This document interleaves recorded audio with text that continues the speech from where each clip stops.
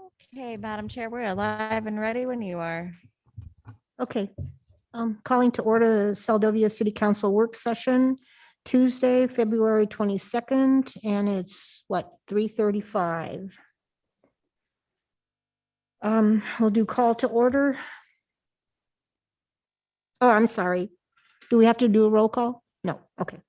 We'll go to B then, which is discussion topics. Number 1, Seldovia Permanent Fund, amount to be invested with APCM Company. Do you want me to read them all first? Sure. Number 2 is AMLIP grant policy.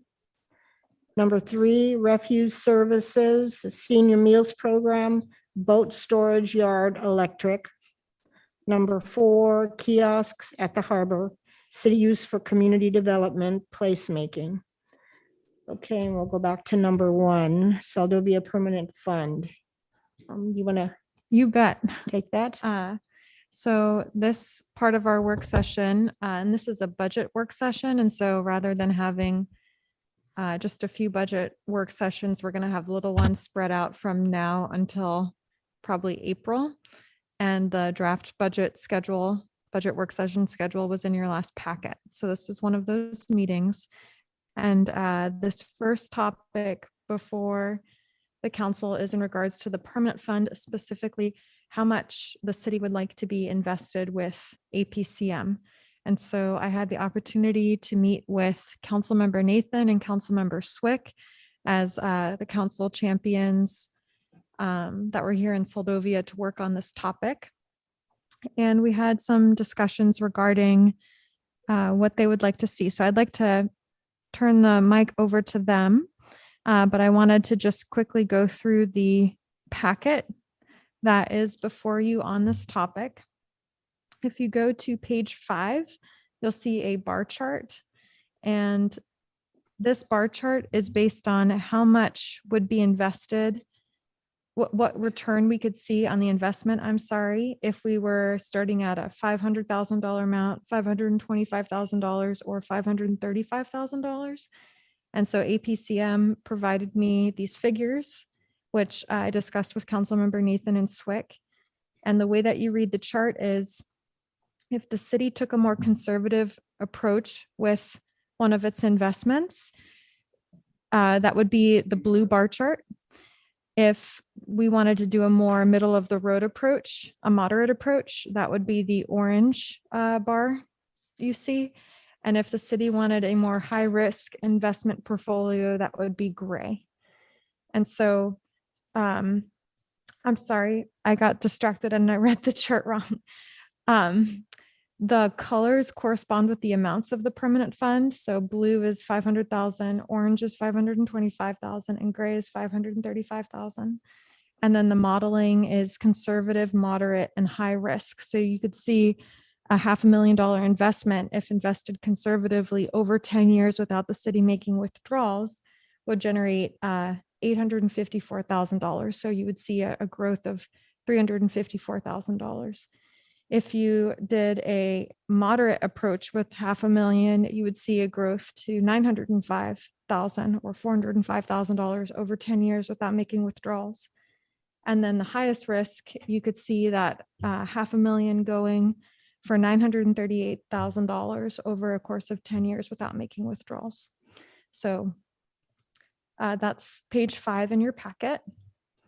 And then pages 6 through 7 should look familiar. This is the modeling that APCM provided the city based on what they could imagine the city going for in terms of conservative, moderate, and growth or high risk portfolios. So you can see how they were interested or what they recommended the city consider in terms of modeling.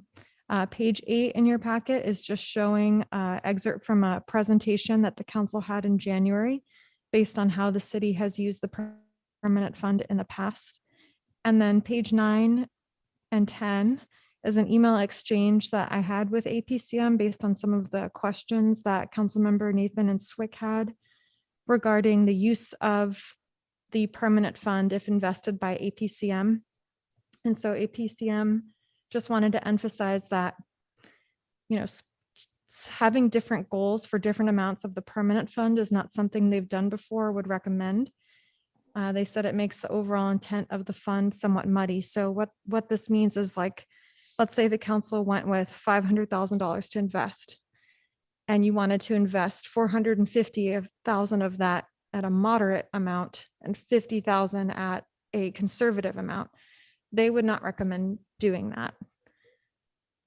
They also said that when viewing shorter term needs, so let's say the city wants to take a fund like the Major Maintenance and Repair Fund, which is currently held at AMLIP, and put it with APCM to be invested, they would recommend against that, because for them, they're looking at using the word permanent and Soldovia Permanent Fund to guide long-term investments versus making shorter term withdrawals, which won't generate the same level of interest or could end up hurting the city if the city wants to make a withdrawal sooner than anticipated.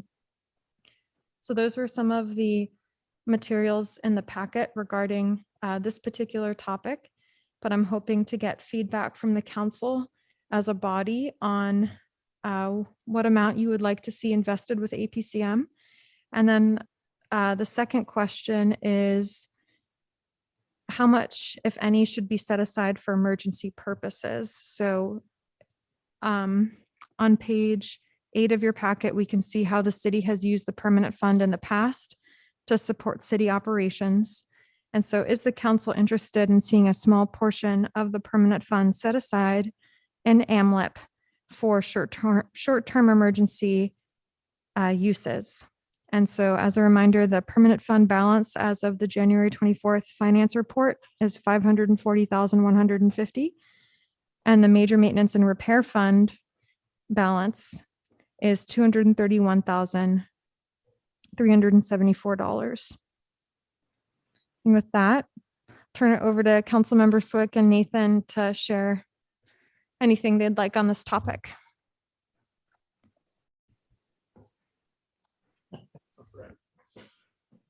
We talked about all of these points at some length, and I think Jen and I were both agreed that just one chunk. The only question that we kind of left for the whole body was how much we need to hold out as the emergency fund. And I think personally, I think the 231,000 is a pretty effective rainy day fund. So if that were what was decided, we'd put the 550 odd thousand in the moderate risk department. I believe the center line. I believe that's the best ratio of risk to return. And you can see what the results would be for that scenario right here in the stuff you have on your computer.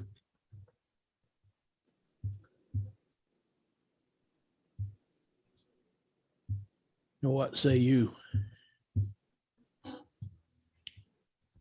Yeah, I disagree a little bit.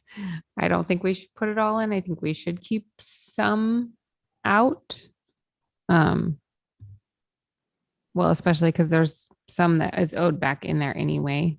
I guess that's not going to go in anyway. Because that 540 doesn't include that kiosk, right? Correct. Okay. So there's 30 extra that needs to go in. We've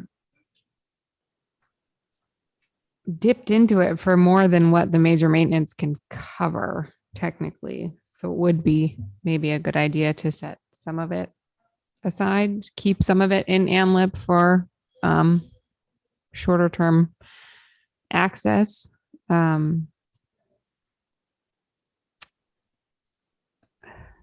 How much are we getting into this? Are we just focusing on the amount? That's all Right. you want to talk about today? Yeah, for Okay. today, I'm looking for council's direction, which will then be provided to APCM, that the council's interested in seeing this much of the permanent fund invested with you.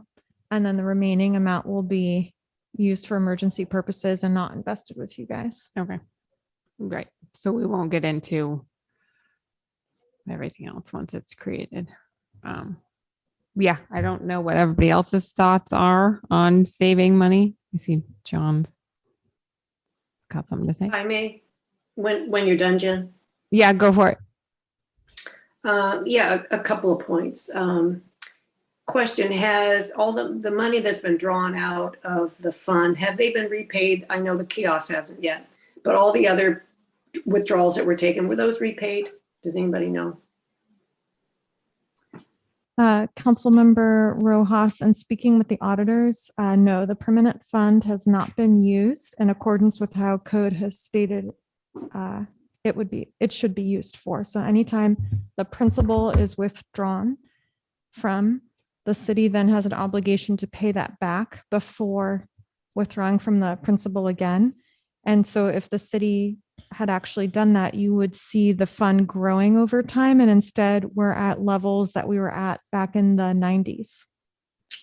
Right, right. So I'm, as far as I'm concerned with this fund, I think the city needs to put out a 10-year plan in the future, and that this money actually brings money back to the city of Seldovia. So I'm in favor of taking, unless you can tell me some reason why we should pull some out and hold some that actually meets the criteria of our permanent fund. I agree that all of it should go into the investment, and it can be held for 10 years. And hopefully at the end of 10 years, we can have during that time, however it's set up, the city can be living off of or using this the way it should be used.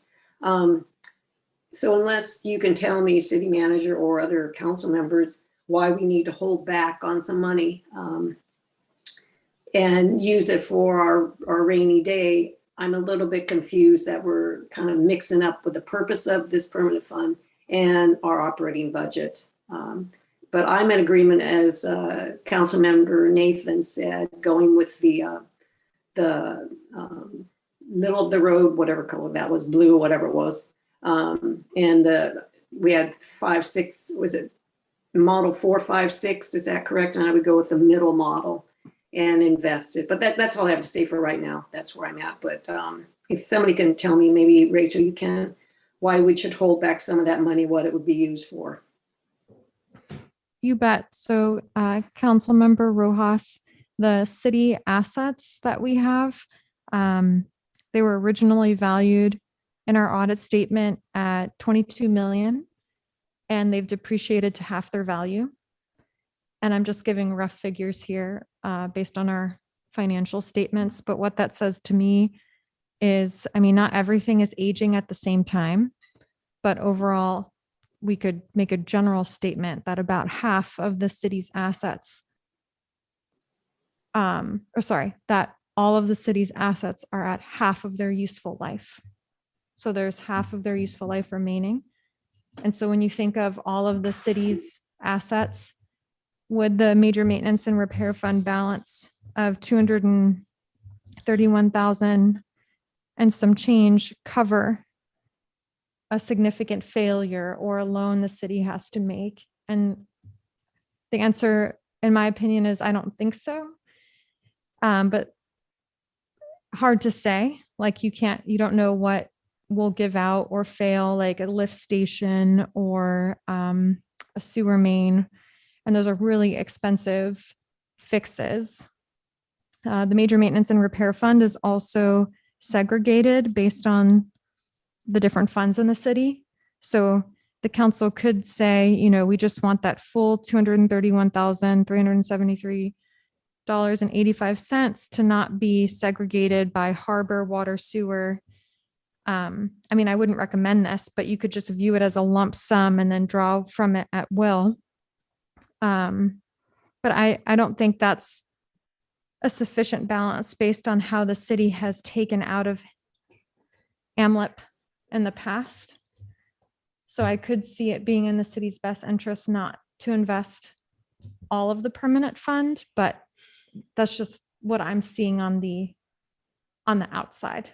And I can totally see how you have your perspective, and Councilmember Nathan have your perspectives that it should be used in accordance with what code says. It's just, this is an opportunity for council. You could amend code to create a permanent fund rainy day amount that's not invested and untouchable, if that makes sense. Yeah, you're referring to the $540,000 that we actually have in the permanent fund. You're not mixing. Okay. All right. Thank you for that explanation. I'll listen to what other council members have to say. Councilmember Kennedy, we see your hand up. Yeah, go ahead, John. Hi there. I would be in the same opinion as George. I'd like this. Unfortunately, I don't like to see us in the position the city's in, but I know where those investments can go and what they can mean to us down the road. And unfortunately, I think somewhere down the line, we're going to have to make the tough decision. And so I would be in favor of investing the entire amount in some type of modern investment and set some other plans and goals to see if we can get on track in other ways. That's really all I have.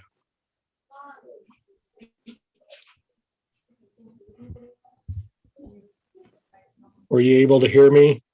Yeah. Your mic was on. Okay. Oh, Can I chime in again? yeah, go ahead, Jen. Yeah, I mean, would love to see all of it go in. It just makes me nervous for cash flow purposes, because obviously I'm guessing this every year we've been taking, not that I want to take any money.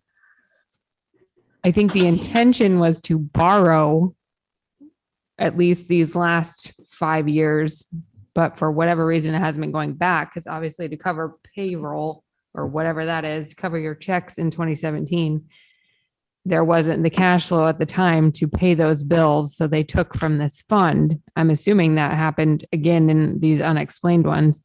That money should have gone back. I don't want to see us take any more out of it and not put it back. I don't know what the cash flow situation is, if we're going to find ourselves in that position again where we can't pay bills.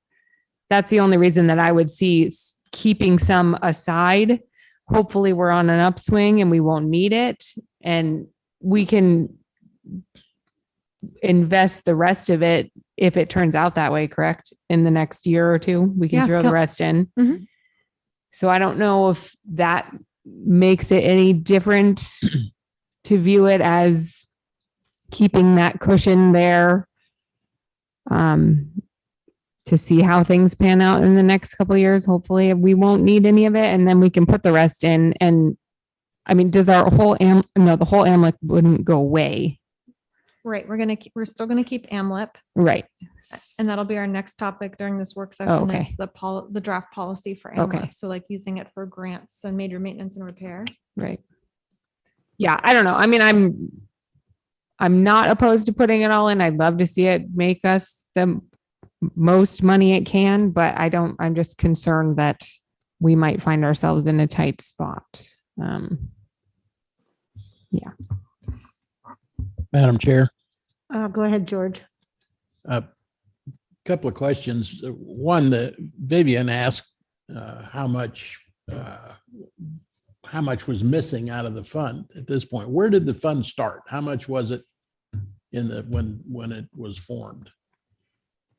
That's a great question, Councilmember Nathan. I will try and pull up an old packet where I gave council that information. I think. Let's see. This may take a few minutes, so I'll try and multitask for Okay. your second. Well, question. in round numbers, it was about $500,000, was it not? I think it was somewhere Like around 95 or something. Yeah. So yeah. So we actually haven't taken anything but interest out of that. And for the last several years, the interest that we've received was nothing. So Councilmember Nathan, per code, any interest that is not used at the end of the year becomes principal. So the fund should have been growing. And let's see, I found the data here. So in 1996, we had a funding, a Soldovia Permanent Fund ending fund balance that was audited of 590,830. And then the next year it grew to 637,000, the next year 757,000. The highest that it ever got, it looks like, based on our audit statements, was 849,519. Okay, question number two, if we put all 500,000 and change in the account, what would the interest be at the end of the first year? That on page 8 The or first 5? year, let's see.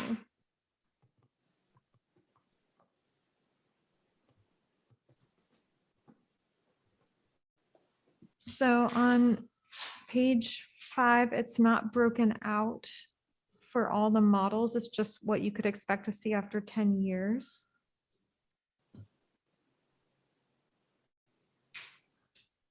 Well, Yeah, I don't see it, the data they gave, I don't see it broken out with what kind of interest you could expect to see after the first year.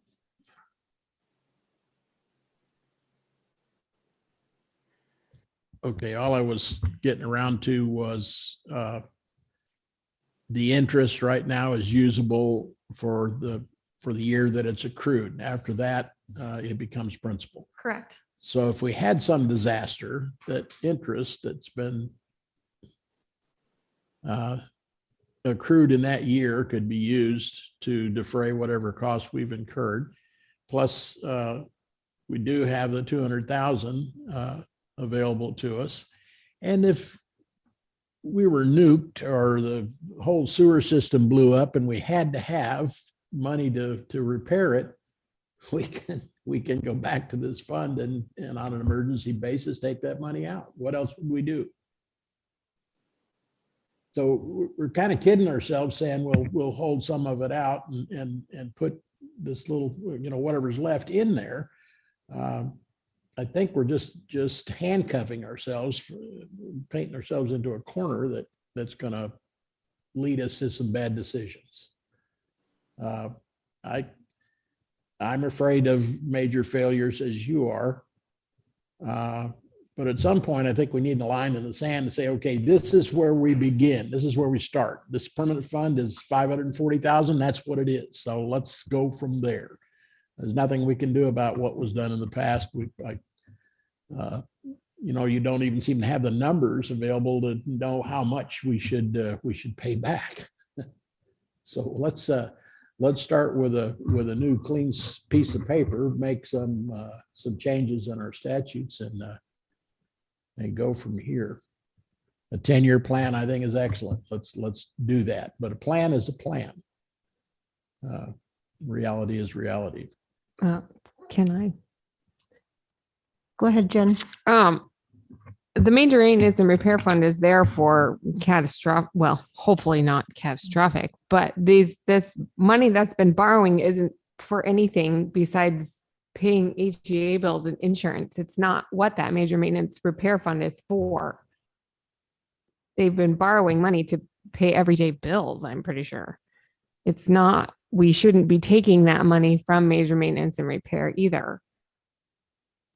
I mean, we should hopefully be taking it from the funds they should, but yeah, I think I'm not saying we should keep it for fixing anything. That's what the other fund is for. This is for, cash flow purposes, I guess. Yeah. Well, apparently we don't bring in enough revenue to cover everything that we've been trying to cover. Well, and some of it might not be an issue anymore, like the insurance, because we break that out now. So that's not becoming a huge. Correct. So this Right. is the first year where the city was like we're going to go on a payment plan for our insurance. So we're going to pay a little bit extra in fees to do that. I think it was like a little over $1,000. and instead pay in like installments versus one lump sum, which is why you can see the city having to, I can't find that chart. But 14 and 17, we borrowed for insurance payments. Oh, and yeah. Mhm. And that's not any kind of major maintenance, anything. That's just our bills every year. That's a But good like I point. said, I don't know what the cash flow looks like if we're gonna run into any of these problems again. I would hope not, but I guess if we've always borrowed from this, then you borrow from the other one. Madam Chair, if I may. Go ahead, Vivian. Yeah, just to move things on, I would be negotiable and willing to compromise 500,000 investment or what do we have in there, 535 or 540? And then once, I'm still in agreement that this fund needs to work for us. It shouldn't have been used the way, or shouldn't have been used the way it has in the past. We need to be within figuring out how to make our operating budget work for us and finding other revenue. This should be an investment fund, and the permanent fund that was originally started with the City of Soldovia with the ANZA Act is money that was dedicated for specific reasons. And so I am willing to compromise so we can get things moving here. We've got a bit to discuss. I think we're in the excellent direction of investing it and making some money off of it. And again, for time's sake here, I think we should come up with a number that we're all comfortable with and understand the philosophy of what we're doing and how we can. So I would be willing to do the 500. So if we have $40,000, that money, we need to figure out that money is just not supposed to pick up the operating budget that is not fulfilled by lost revenue or revenue that we're not bringing in, or we need to adjust things. So I guess the council, we need to have a just little discussion about what we're comfortable in doing and compromise or put the whole thing in. And our budget works within what we've got, and we find outsourced revenues. And if this money's not going to do anything, if our sewer system goes out, we're going to have to find money from some outside source. Even if $500,000 isn't going to get us anywhere. So again, I'm willing to compromise to get things moving here. And I think either doing the 500 or the 540 or 535 would be fine to do. But the biggest thing is that we need to get it working for us and invested. Thank you, Madam Chair. Okay. Is the mayor here? Yeah, I'm on. I'm listening here. Okay, are you ready to take over? Yep, I sure can. Okay, go ahead then. Yep, okay. Yeah, I just came in here at the last bit. I'm assuming we're still on the first discussion item on the Soldovia Permanent Fund, on the still debating on the total amount to be invested here. Correct. Mr. Mayor, Yep, go ahead, George. just one more thing, and this might be crazy, but the permanent fund could also be collateral. I think if we had some emergency, we could go to a bank and float a loan using that 500,000 as collateral. That's not taking from the fund. The loan would have to be paid back, and the fund still sits there. So you could look at it as offsetting the interest that we're receiving.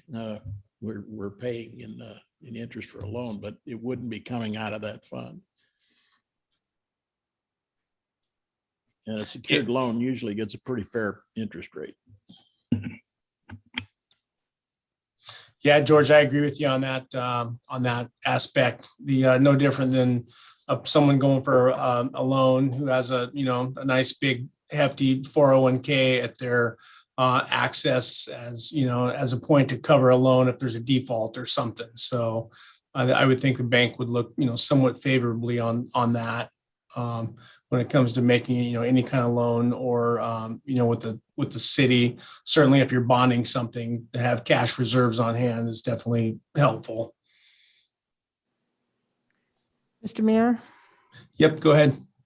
Yeah, okay, I'm just curious. So from what I'm hearing here, it sounds like we absolutely, if we had to break into that money for whatever reason, am I getting the sense that we can't get it out, or can we get it out if we have to?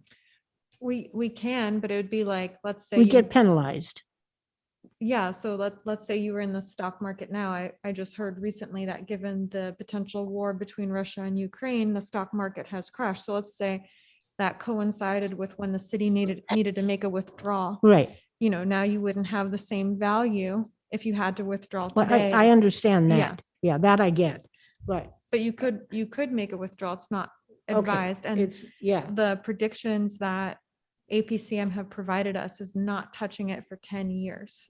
right. And So- I get that.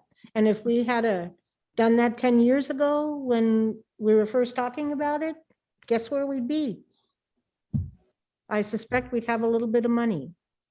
So I'm in favor of it. You know, let's not even think that we even have it.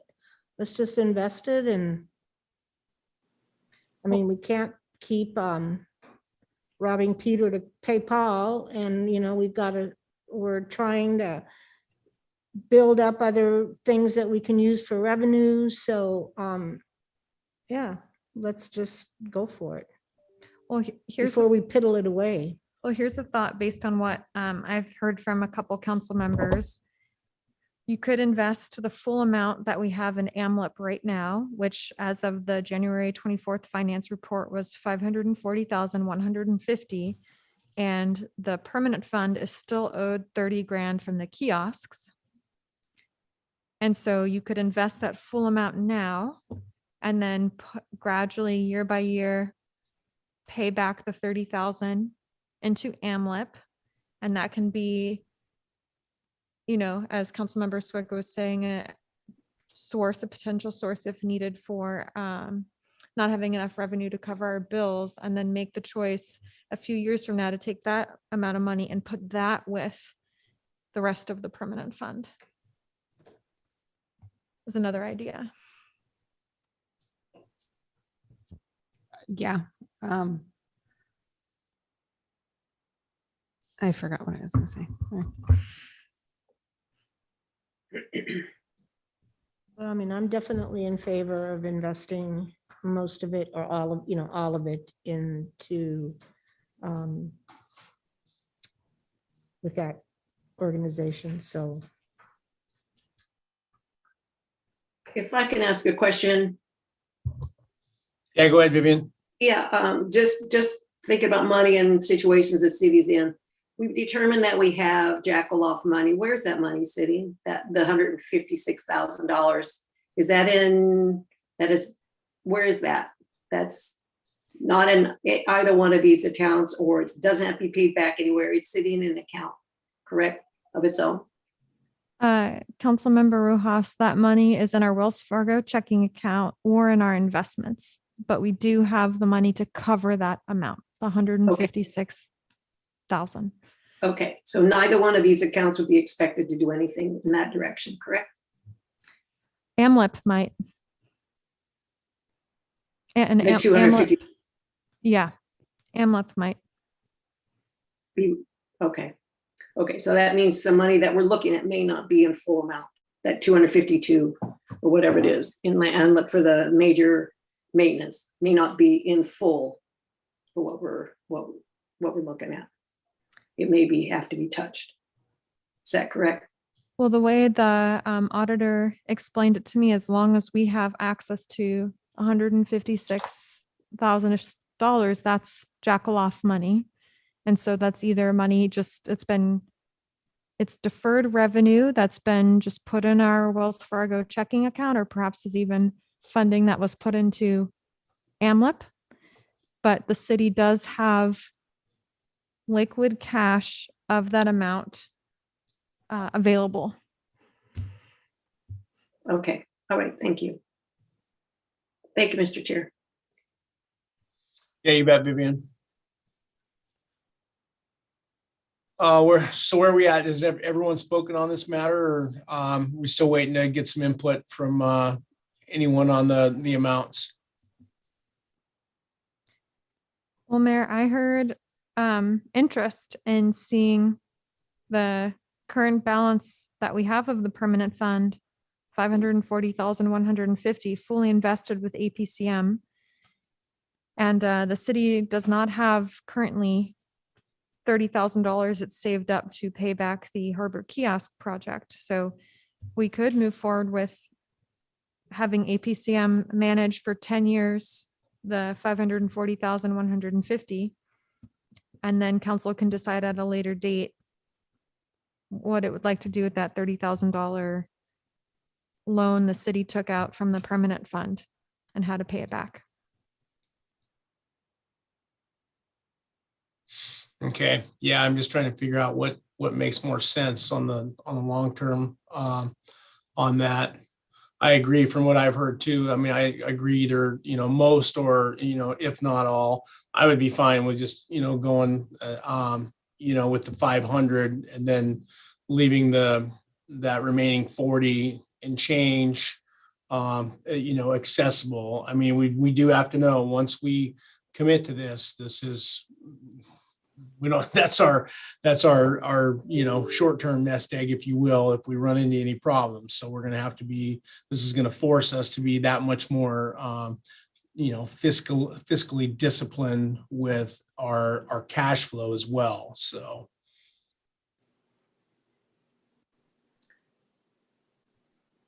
Mr. Mayor?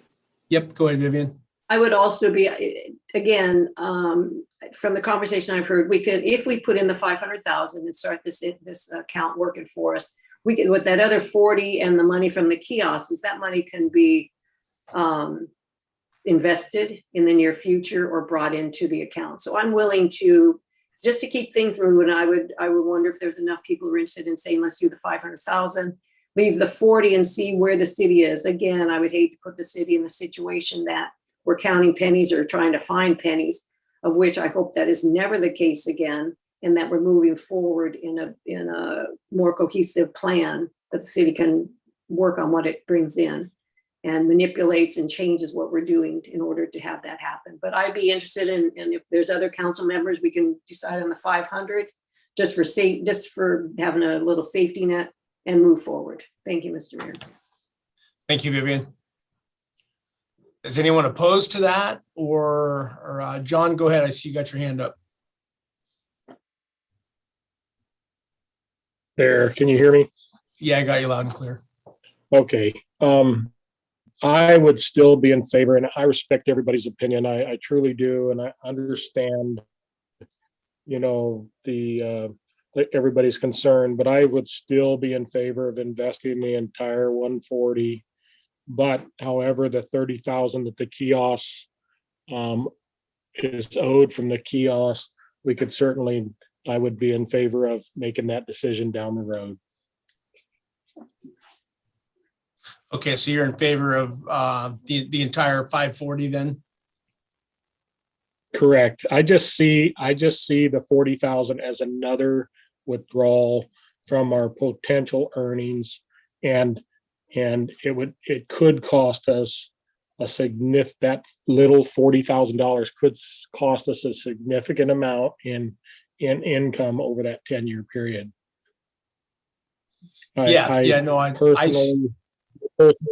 I personally have borrowed money against my 401s in the past, through loans, and then had to, have had to pay those loans back over time, or to ultimately, in one case, I don't want to get into that, but I actually took a 6-year loan out, and 4 years into it, I ended up having to take it as a withdrawal from that 401k, and it made a significant difference in the long-term outcome. And I think if you go back to the email that Rachel's received from Amlet, you can see that they're not recommending that we do that we recommend we invest it. And I think there's many other ways that we can make up the difference through, maybe a more aggressive approach to other types of funding and maybe, and at the worst, maybe getting out from under some of the assets that are costing us so much money. But I would be in favor of investing the 140, and we could discuss the repayment of the 30,000 for the kiosk at a later date. Okay, Mr. Mayor, yep, go ahead, George.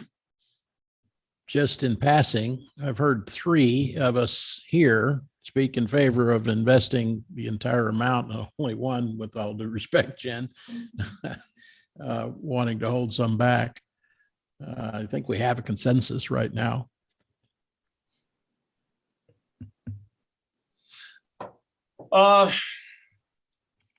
Yeah, I mean, we seem to have, I don't know if we have a consensus. I think we have a majority, for sure. But, okay. And I did just real quickly. So, John's all, George, or I didn't catch the initial comment. George, are you in favor of all? Yes, I am. Okay. Then Bobby, what was your, Well, I said all, but I would also don't mind doing it the other way, holding out the 40,000 too, but I'll go with whatever everybody else is going to do. So. okay, then Jen, what was your take? Quickly, just a synopsis. Mine was just to keep some set aside just in case we have cash flow issues, not for anything that's going to break down that can be used through that major maintenance fund. I don't think it needs to be all or 500. We could split the difference somewhere if that's also an option. I don't know. I mean, I'm not going to stand in the way of all of it being put in. It's just concerning. Yeah, and I'll just chime in too. I mean, and I've heard Vivian's take as well. And that would be my only concern too, is once we're trying to come up with our starting balance. I get the power of compound interest and what the 40,000 would do for us over time. But given our limited resources, I certainly would feel more comfortable hanging on to that 40 in cash for rainy day, starting clean with the 500, and then letting it go. And then, I mean, I don't think there's anything that says that we can make it. Can we make an additional contribution? I mean, from what I understand, we can make an additional contribution into this fund at any time, correct? Yes, Mayor, correct. Yep. Yeah. You can always go forward, but you don't want to go back.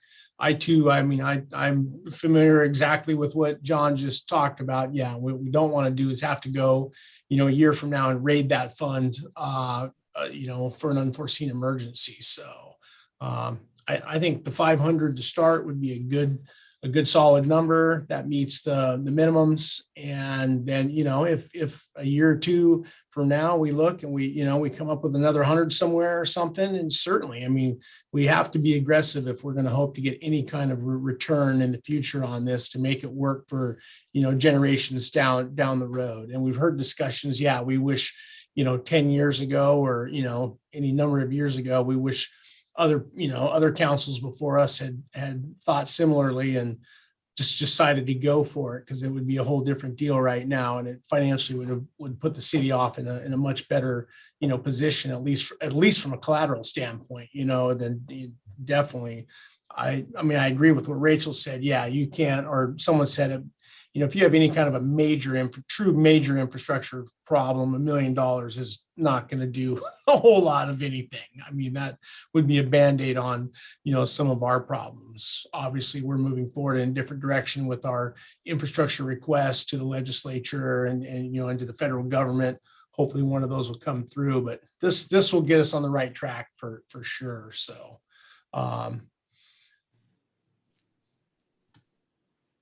Well, what I could do, Mayor, is when APCM meets with the council for the strategic meeting to talk about, what are the city's goals for this funding? Like, why do you want a moderate approach? And, asking those questions, I could tell them that the council was interested in having a discussion regarding 500K as well as the $150. So we can just give them two numbers versus one, which may delay the process a little bit, but can give those two options further consideration by the council.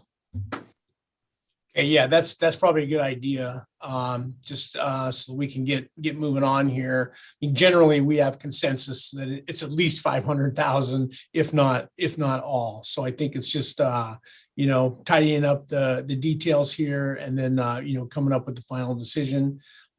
Generally, we're all in the same agreement here that we want to move forward with this. Okay, I will provide both those numbers to APCM, and then Diane will reach out. Oh, Can I just, Here, Kendall. in that discussion, is there any way to get any kind of rough what we would be missing in just a couple years? Say if we wanted to hold that 40 just for a couple years to cushion us for a little bit to see how things go, could we get some kind of, I don't know if they could do that to see what we missed in those 2 years? Easily be able to provide that. yep, I can ask. John, did you have a Here, final Ken. comment as well? Yep, go ahead.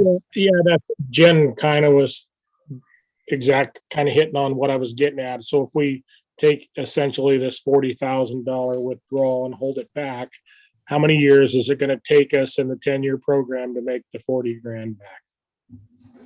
I think it's going to take 2 or 3 in the current market environment.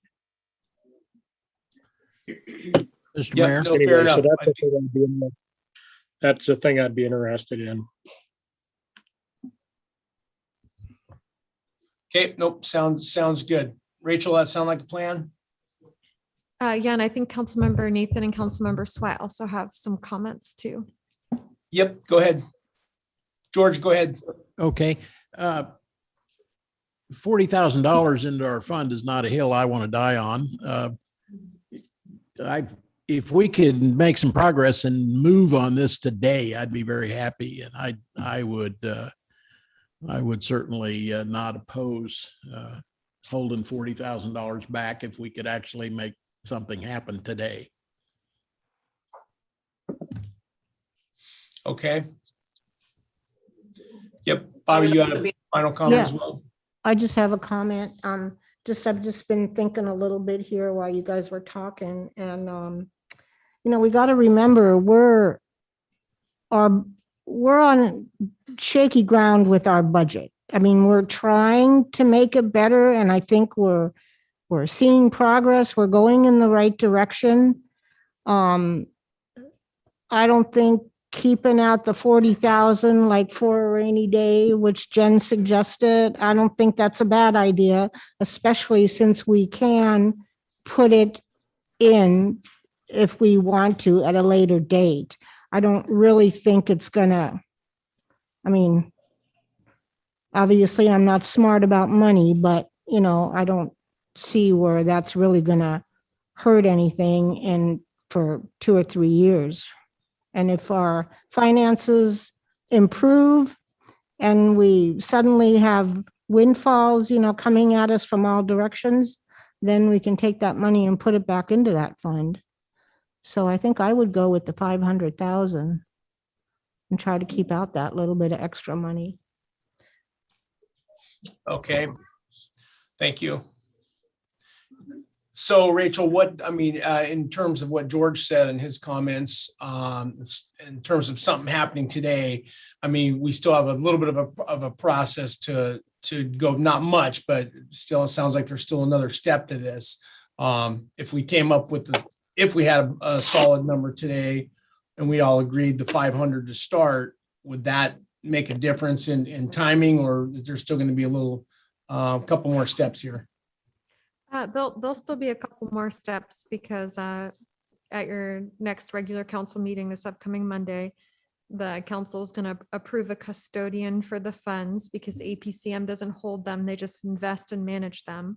So that's one step. And then we have to change code based on how council wants to see APCM invest that money.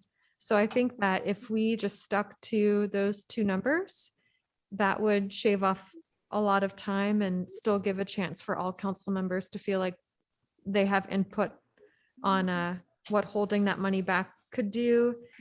And, is it in the city's best interest to go with 500 or the 540? So I think we're okay giving those two numbers. If we're set on those two numbers, it's not going to add a substantial amount more of time on the process.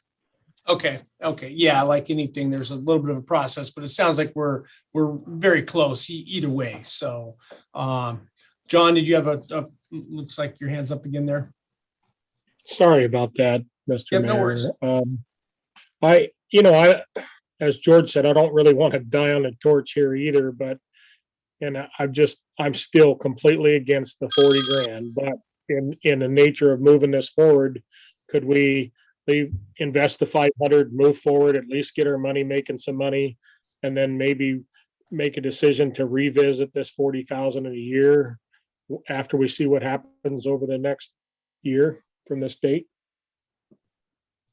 Yeah, no, I think that's perfectly acceptable. I think, I think if we, from what I'm hearing, everyone's willing to agree to the 500 now to get the ball rolling. I think, we still, Rachel, we still go ahead and ask them, for the difference, just so we all have an idea and understanding of what that 40,000 means.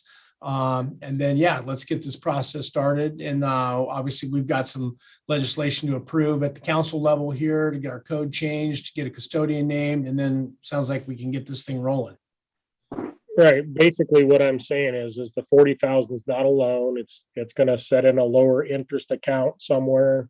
And a year from now, we can see where we're at and see how some of the changes we've made maybe have benefited us. And maybe we could make a decision to get it in the fund where it belongs. Yeah, no, that sounds fine. That sounds fine. If we could do something like that, I'm ready to move forward. Okay. Rachel, you good? You good with that Yes. approach? Yes, this is great feedback, and I'll certainly re-listen to the meeting to make sure I capture everybody's feedback to share with APCM, and then Diane will get in touch with you soon when we can find a date that works for everybody to have the strategic meeting with APCM, which will hopefully parallel the code changes we're going to need to make in order for them to start investing the permanent fund to meet these new expectations. So that's great feedback. And I appreciate also Councilmember Rojas being like, we got a lot to cover. So if there's no more comments on this, we can move on to the next topic, which is AMLIP, the grant policy, if that's okay. Yep, let's move on. You bet. Okay. So that is on page 11 of your packet. And it complements the discussion we're having with APCM. So, APCM says we need to find a custodian to hold the permanent fund. The city has been using AMLIP as its custodian currently for the permanent fund and our major maintenance and repair funds. And then the city's been making steps towards taking grant funds and also putting them into AMLIP. And so because of this new practice, we are thinking it'd be great to get a policy put in place that kind of outlines how the city uses AMLIP so that there's clarity on APCM is the permanent fund, AMLIP is used by the city for major maintenance and grant funds. And then we can have a clear understanding of how the city's, rainy day funds or long-term investments are being managed. And so if you look on page 14 of your packet, you'll see a very simple draft policy regarding the use of AMLIP by the city of Soldovia. And then above that on page 13, you can see what's currently in AMLIP as of January 26th of this year. And this is a new practice we've started of opening up separate accounts rather than commingling funds in there. So that way restricted or earmarked funds like the Rasmussen Cemetery grant, that won't get spent in a way that doesn't align with the purposes of the grant, because then the city could be on the hook to pay it back. So this is just to show some recent changes we've made regarding the permanent fund. And then on page, or not the permanent fund, on AMLIP. And then on page 12 is pulled from the AMLIP website, an APCM website, on what AMLIP is. So that way council can see why we've been going with AMLIP for so long, as well as how APCM already manages our money in AMLIP, just in a different strategy based on the board of directors at the Alaska Municipal League. So I have before council for consideration mainly the policy statement on page 14, and would appreciate any feedback you guys have on that. And this will come back before you as a resolution. Okay, thank you, Rachel. We'll go ahead and open it up. If anyone wants to take the first crack here. Mr. Mayor, Yep, go ahead, George. so this Hamlet's holds the money in Key Bank. Correct. Is that not where we were getting $9 a month interest on the permanent fund in the past? Yeah, this is why, because bonds aren't making the same amount of interest like they were a few decades ago. How are we talking about bonds? The AMLIP aligns with how our code says the permanent fund should be managed, which is like in very risk adverse management portfolios. So they use bonds, which is something that our code allows the permanent fund to be invested into as a way to generate interest. And so I found the packet, which was back in November of last year when we were talking about the permanent fund with APCM. You know, we generated a significant amount of interest back in the 90s when we were holding money with Merrill Lynch, Right. which is different than AMLIP. And then we closed Merrill Lynch in 2012 and then started making more significant withdrawals from the fund then. So it's hard to tell how much interest the AMLIP generated, but it's a great fund or a great holding fund or a custodian for city funds that aren't needed on a long-term basis. It's for funds that you want to pull money in and out of all the time and use frequently, and there's no fees associated with it. And it pays virtually no interest. That's the Right, as bottom of line. now, right. Well, I would think about that a little bit. I guess maybe we can find some place that would generate a little bit of interest anyway. I think we can manage our own accounting as far as not commingling funds and so forth. We should be able to. Maybe we can find a better deal. For the future. So Yes. in the future, look at something else besides AMLIP. Okay. Mr. Okay, Mayor? thank you, George. Yep. Yep, who wanted to speak next? Yeah, this Vivian, may I, Mr. Mayor? Yep, go ahead, Vivian. Yeah, well, I think this policy is, I applaud you for putting together this policy. I'm totally in favor of it. And as George mentioned, if there's an account that would pay a little bit more interest, but this is a working fund. This is like a checkbook, savings book, where money's going in and out on a regular basis as needed for repairs or whatever, or senior meals. So I mean, the policy looks great to me. And if there's a time that we could find another place to put the money that maybe earns a little bit more interest, that's fine, but it's not really crucial to me. It's more crucial to me that we've done this, and we've actually set up accounts, that these different funds or these different accounts are set up individually and they're separate. Thank you for that. Thank you, Mr. Mayor. Thank you, Vivian. Anyone else?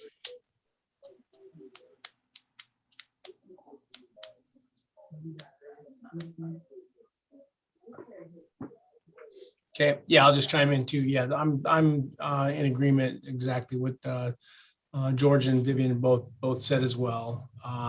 Yep, policy, I'm fine with the policy. Would like to see something, a little more than zero, obviously, or the bare minimums. But I understand, if money's going in and out all the time, you're not gonna, you're not gonna make a ton to begin with. So I think more important than this is what we just did with the previous action, getting our large nest egg working for us, which obviously has not. So I'm fine with this for getting the policy going. And then obviously, like everything else that we've been working on, exploring options as they present themselves to, come up with a better deal about making our money work better for us.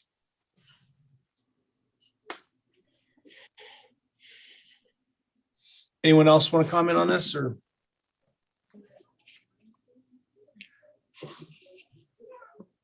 Okay, Rachel, you said this will come back as a resolution as well? Yeah, I can hopefully get this on our Monday consent agenda for council. Okay. Mayor Campbell, Yep, go ahead, John. hey, I'd be fine with staying at Amblet and to be honest with you, just taking whatever our city manager recommends in this account. I do, in the current market that we have, those type of accounts don't generally make any interest. Although I do have a credit union account in Oregon that's currently making 2.5%, and it's a liquid cash account. So there are some accounts out there, but it may cost more to move it and to relearn a process than what we are actually going to earn. Anyway. Yep, no, appreciate that comment. Okay, well, Rachel, I think you've got what you need. We'll get that in place, get that presented as a resolution, and then we'll at least get that started as well, and we can tweak that as time presents itself in the future if needed. Okay, sounds great. And I'm ready when you guys are to talk about refuse. Yep, number 3, refuse services, senior meals program, boat storage yard, electric. Go ahead and hit it. All right. Just going to take a moment here to share with the council some concerns that I have for our staff and ultimately liability for the city with providing refuse services the way that we have been. I have been asking Greg Wolfer and Cindy Mom, who are 2 refuse collectors, to take a series of videos for me because I'd like to make a short video about how the city does trash collection here in Seldovia, because Greg Wolfer is retiring from the city very soon. I think the end of March is his goal. So that'll be 4 years with the city collecting garbage, which is incredible. He's one of the longest serving employees at the city. And so one of the videos that they made for me was talking about all the things that are wrong with the truck that they currently use. And it starts out very sweet. They're showing the camera the rubber ducky mascot that's on the hood of the car. And then it gets really concerning. Like in the video, they discuss how the emergency brake has issues. They can't use it. There's a hole in the floor, which there's just like a piece of board covering it, but you can still see the ground through the truck. There's a leak in the brake line and a whole bunch of other issues. So those are the mechanical concerns that I have with the truck. I also have concerns for their safety because you have 2 people that are constantly twisting their back and hips to throw garbage bags like really high up on the truck. And you also have the opportunity for them to get hurt by glass or needles or whatever people throw into those bags, because every bag they touch and put in the truck, they then get into the truck and offload back into the landfill. And so I just wanted to share those concerns with council because I do not want that truck used anymore. And Public Works is going to be taking the truck, the flatbed that we have that we use for sanding, and retrofitting it so that it can be used for trash collection. And this is something that we've done in the past. But that means that Public Works will have to use that truck for the time being. So we're short one fleet item that would really help city operations. So that's my first concern. And then the substitute truck that we have won't address the ergonomic issues that can resort in workman's comp filings because an employee hurts their back or gets poked by a needle or something like that happens. So aside from just talking about the service, I'm concerned for the safety of our staff and the equipment that they use in order to collect garbage in Soldovia. Going to the packet, if you go on to page 15, you can see that for fiscal year 21, our revenue versus expenses, we profited off of refuse service because of the ferry trash. And had we not had the ferry coming through Soldovia, it would have been a cost losing or revenue losing service. And technically, the salaries or the personnel expenses associated with providing refuse come out of the general fund, and the revenue from the ferry trash goes to the dock. So technically, we did not break even in the general fund for providing refuse service in fiscal year 21. You can I'm see sorry, that. Rachel. I'm sorry, I couldn't hear what you said about where the revenues are going to from the ferry. Yeah, so Councilmember Rojas, under revenue, you'll see the 10,672 and then the 7,040.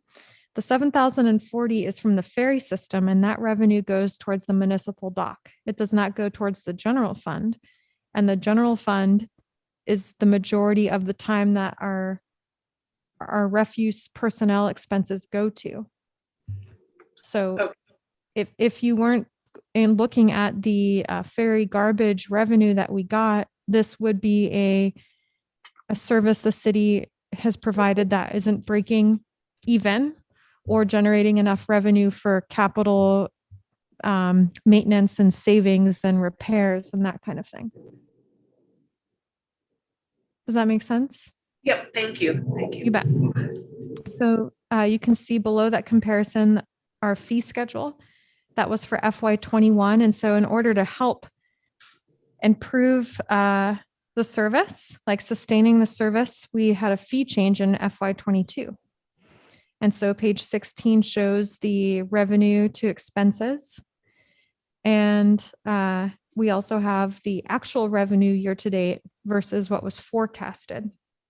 So all in all, for revenue, we're doing really well. Expenses, I'm trying to figure out why personnel was a little under 20,000 as opposed to what it was in FY21 and forecasted to be in FY22. I can't understand why it's double. So I'm still thinking that one through.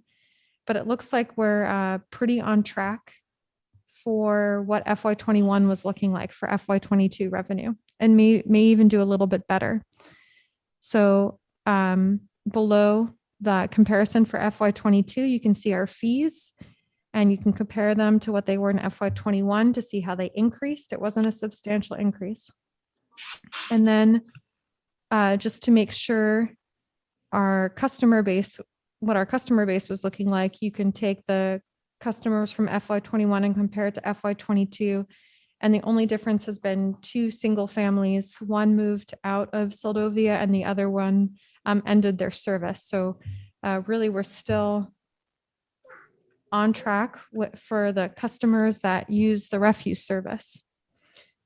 So I wanted to bring this topic before council because it is not a requirement that the city provides the service. It's in our code, but it is not a requirement from the state of Alaska. So for example, the city of Homer, which is also a first-class city, they do not provide refuse service to their residents or businesses. And so I know this conversation has come before the council in the past.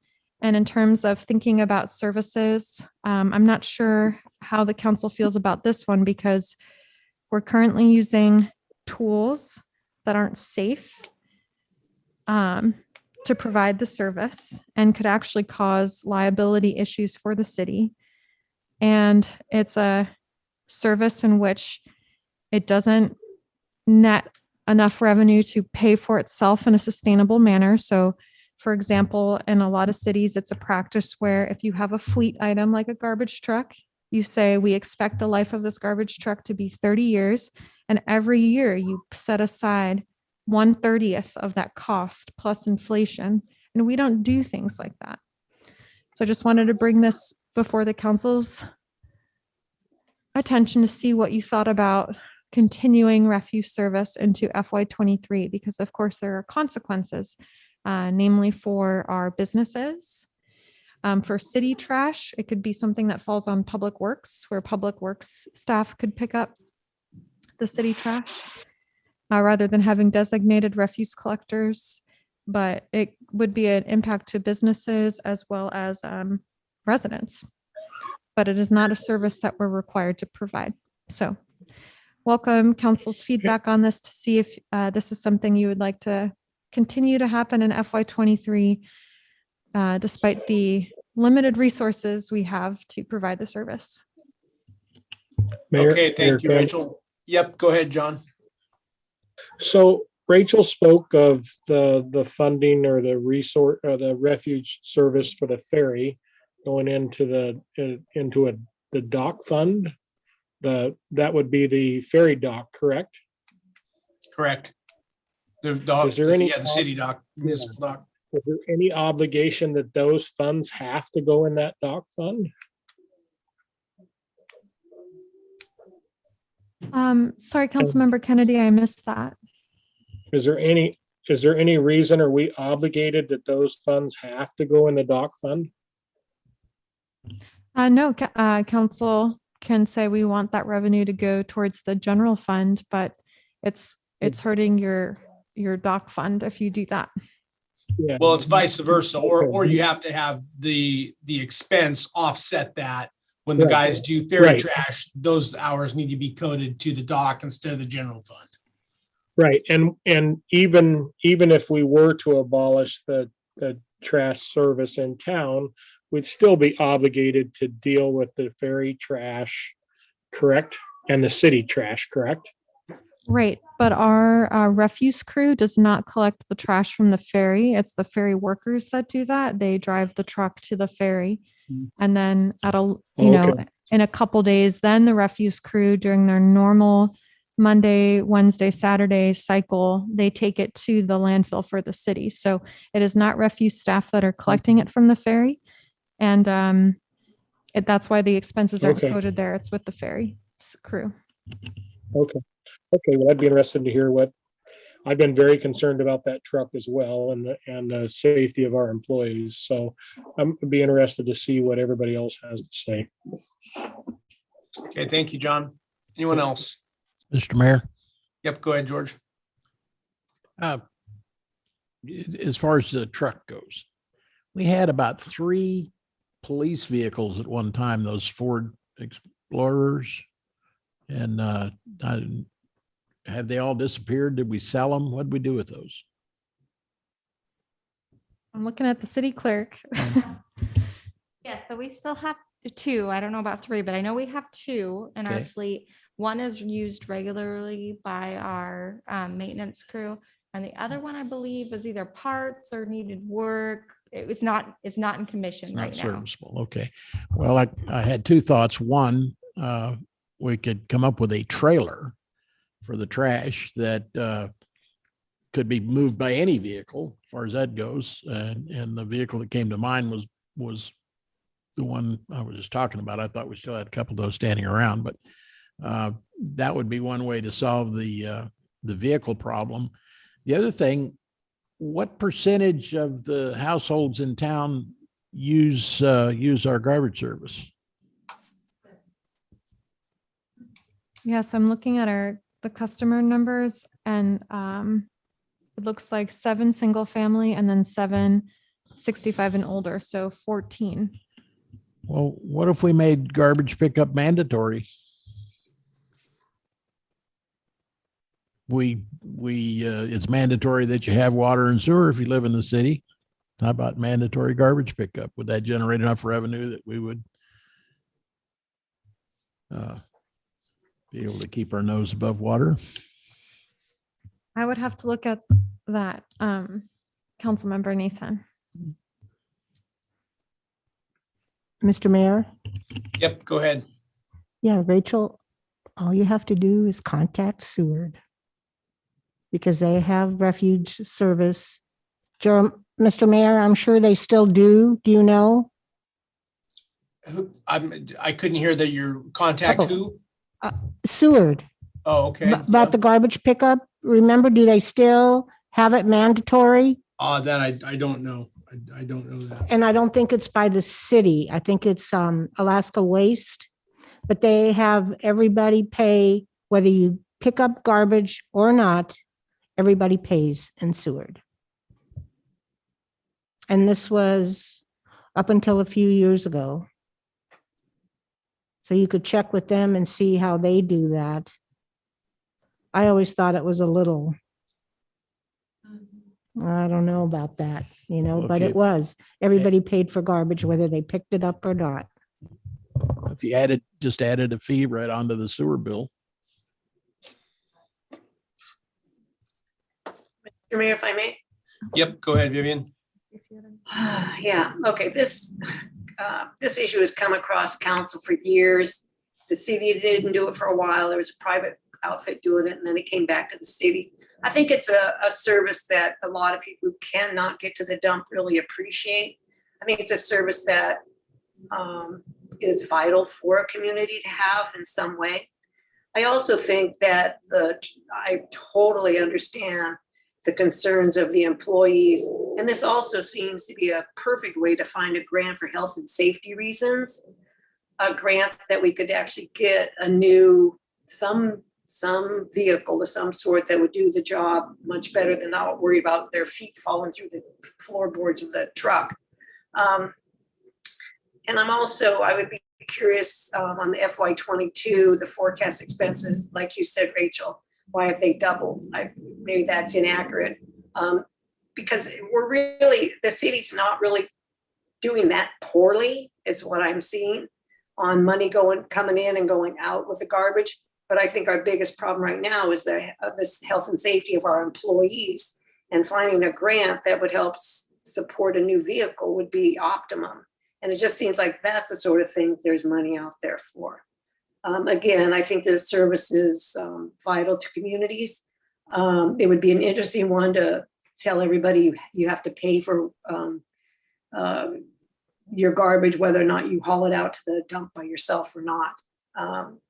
So yeah, I'd be curious to see what Seward does do. And it has been so hard over the years to find anybody to take it on. Thank you, Mr. Mayor. Yeah, thank you, Vivian. Yeah, Mr. Mayor, I have one more comment. Yep, go ahead. Yeah, so as Vivian said, this has come before us many times, granted, not in detail, and it's never really been addressed so that we could make some sort of decision on it. We've always just talked about it and then it goes away. And personally, I think that truck is a travesty, that thing is still being driven because it's dangerous. And it's a piece of junk, basically. And I really think that if we're going to keep the refuse service, we need to look at trying to get another vehicle. And I don't know if the solution is taking one of those, those white vehicles and adding a trailer. That's on these roads in the wintertime when it gets icy, I can see a disaster happening there. I agree with Vivian. Maybe now with some of this money that's, used with COVID still, or that, anyway, whatever is out there, maybe we could try to get something like that just for health reasons, because that truck is just awful, And then I think the other thing we're faced with is getting people to apply for those positions. Because what I've been seeing, obviously, at least for the last 4 years, it's been an old person that has taken the reins on that. You forget who it came from. Huh? You forget who it came from before that. Frank and Mary Ann did Oh, this I for know. years. I know. Not just last 4 years. Exactly. Old people. And do we have any younger folks that, are storming in the city to apply for that position? Because it's obviously going to come open again, And then when we have an elderly person doing that job, there's lots of things going on there too. You know, so I mean, I think that there's a lot to think about, but I do think it's a service that is nice. You know I have my garbage picked up once a week. If I don't want to go to the dump, I don't have to, you know. And sometimes I don't like driving that road. It's icy and everything. So I think it's definitely worth a conversation in many directions. Thanks. You bet. And this is a critical time for that because I know the other refuse collector is planning to leave by April. And so we're going to have basically both staff out, and we can post the position soon to see if there's any interest in the meantime. But if the city wanted to transition away or to hold off on offering the service until we have a safe vehicle, safe, reliable vehicle that we're not pulling from Public Works in order to provide the service, that is another option. Is, you know, then you can really use that for the granting agency. We had to stop refuse collection given the liability and issues, but it's, it's up to what council thinks. But I don't want that truck in use by the city. And unfortunately, Public Works told me we're most likely still going to have to use it. Okay. Mayor Campbell, Yep. Go ahead, John. unfortunately, I'm going to lose my office here in the next few minutes at 5 o'clock, and I'm going to have to go. I'm not going to be able to stay longer. I think with the loss of the employees, it might be a good time to suspend that service just at least temporarily until we can find a vehicle, and maybe we could revisit the subject. That's really about all I have on that. Okay. Thank you, John. Yeah, I'll just chime in here real quick too. We personally use well, through our business, we use the trash collection service for about 6 months out of the year, usually early spring until late fall. And then we could not survive without it with the amount of trash we have. It's unbelievable to me the amount of bags that come out of that operation there in trash during the summertime. And so I'm speaking for, and I know just like what Vivian said too, there's a number of people that just can't get to the dump. So there's two questions here. One is, do we continue to provide the service? Two, obviously, if we do, the employee recruiting thing, that's the same thing we deal with any business right now. Everyone finding enough help. Part of the appeal or lack of appeal is probably driving that truck and having to not only load, but then to unload, right? I mean, yeah, simple solution for our budget, for what we have. Now, someone needs to understand how to be able to drive with a small trailer, but yeah, you need a hydraulic dump trailer.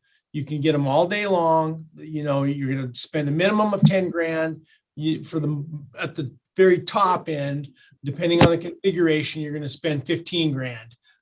You can get them with low sides, you can get them with high sides, you can get them with, depending on the gross vehicle weight. For our needs, we should easily be able to get under 15 grand for a brand new trailer. And that would solve the problems. It would cut down the time. It would certainly correct, 98% of the ergonomic issues that we're having here. So I think there is a simple solution, and then that same thing can be used when you're clearing brush. It goes right into the back of the dump trailer. You're not going to haul gravel and stuff like that, but I mean, it would fill more than one need of trash. I mean, whoever's doing brush would have a fantastic, trailer also. Then it's a simple, quick trip to the dump, back up to the landfill, dump it in, and away you go. It's not a big ordeal like it is right now. So couple things to think of, but yeah, I would hate for us to lose that. I know this is not a big money maker, and certainly we don't want to lose money, but it needs to break even at the very, very least. And it would be nice if we could make some money. And I think you might, if we had some newer equipment and stuff, maybe we would have a few more people sign up for the service. So that's all I've got on it. Can I chime in? Yep, go ahead. I would love to see somebody do this privately, but obviously we can't force that on anyone. I don't know if there would be a way to promote that as your own personal business so the city wouldn't have to do it. I mean, I know it needs to be done by somebody. Be nice if it wasn't us. We asked for a new truck. Or do we know any timeline on when we'll hear about that? No. I can't say because with the legislature, they have goals to finish, April, then it gets extended, special sessions. I don't know how they're going to use their capital budget. So we can't, I mean, if we go ahead and say we're not going to do this, what happens there? Do we let anyone know? I mean, are we expecting that money anyway? What if they decide to fund it and then we say, oh, we cut that from our budget, and then they just say, okay, never mind. We can cross that bridge when we get there.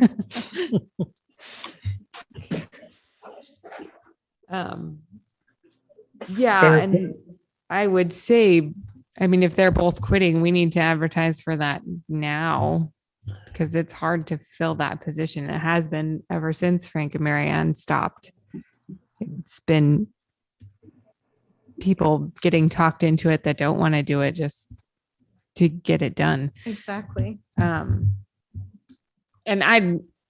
as far as a trailer is concerned, I don't know. I just think about my personal self driving a trailer around, and no, thank you. There are other people that are more qualified for that. I guess that could be a way to go, but I see a lot more problems happening. You got to find the right driver for the trailer. That's full with, disclosure. yeah, no, I won't be applying for that. Yeah, for sure. well, are you going to find that here? Right. You Right. know, Well, Mayor there's Campbell. plenty of able-bodied people. Mayor Campbell, Yep, go ahead, John. I gotta go, but anyway, All right. unfortunately, I'm gonna have to go. But you could definitely find somebody to drive that trailer. Mhm. Have a good day, folks. Yep, thanks, John. Appreciate it. Yep, Mr. Mayor, Yep, go ahead, George. I don't know if we're ever going to talk about parking lot fees, but when we first began considering that, I thought we could find some enterprising young man that would do that as a business. And now if we could roll the trash collection into that and maybe checking on things that happen out at Jackaloff, I mean, seems like there's the basic nut of a business here, working for the city on a commission basis or on a contingency fee. I think we could make it easy enough on somebody to get started and take a certain amount of his gross for the first few years and see how it worked out. But that might be a way to get somebody to do the garbage. We roll it in with a bunch of other stuff. Probably would need to in order for it to be a viable business anyway. Just a thought. Okay, thank you, George.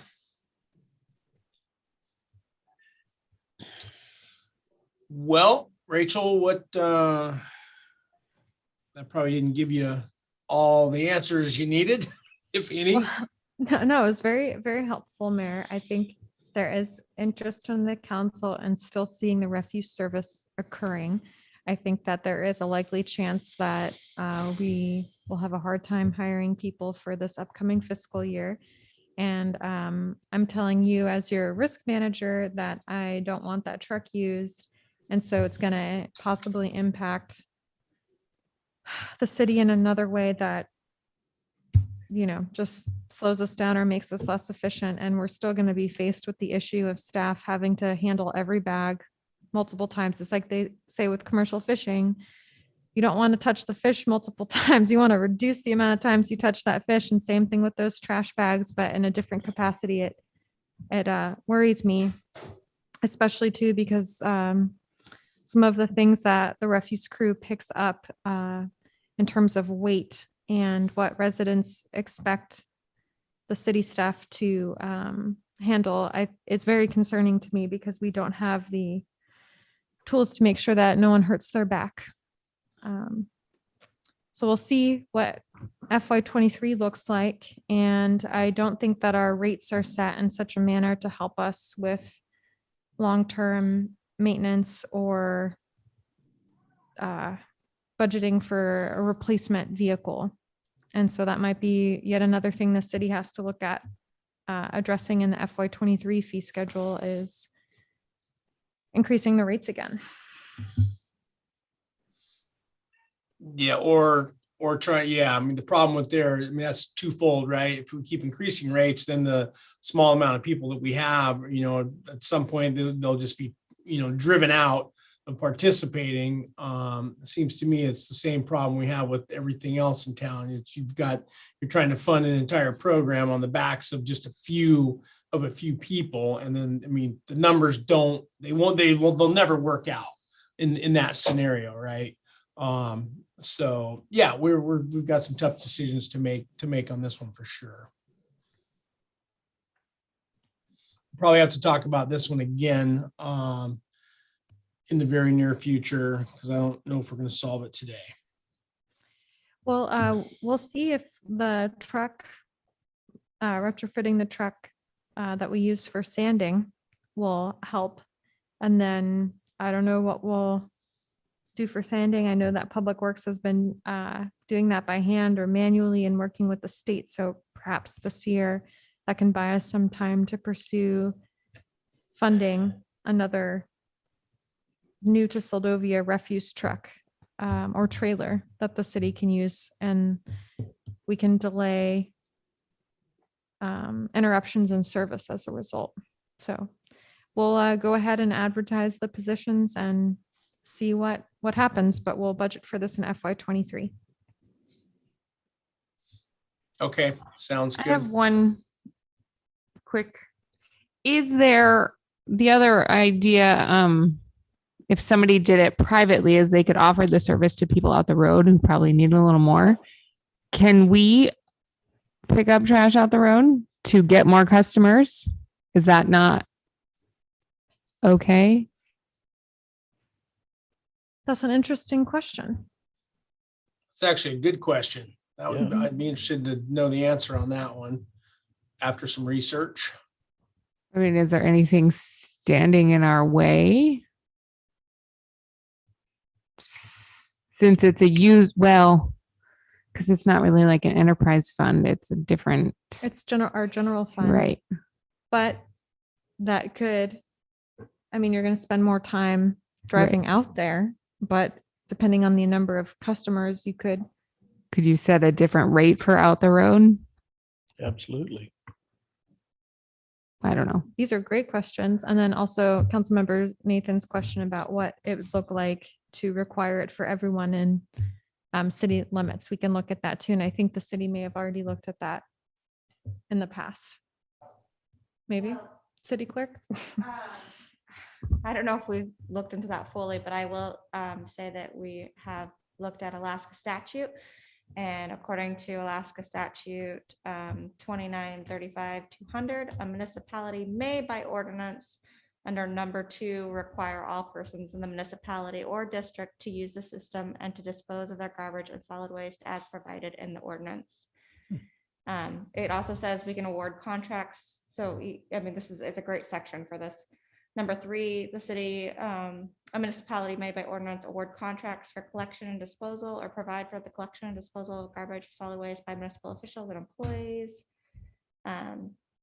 We can pay for garbage and solid waste collection and disposable from available money. We can require property owners or occupants of premises to use the garbage and solid waste collection and disposal system provided by the municipality. You can fix charges against the property owners or occupants of premises for the collection and disposal and provide penalties for violations of the ordinance. So the municipality, according to Alaska statute, is allowed to set rates for that service on individuals within the system. Okay, thank you, Heidi. All right, Rachel, so it sounds like we need to keep, we got a number of ideas floated out there and then Yeah. a couple of discussion topics to work on there.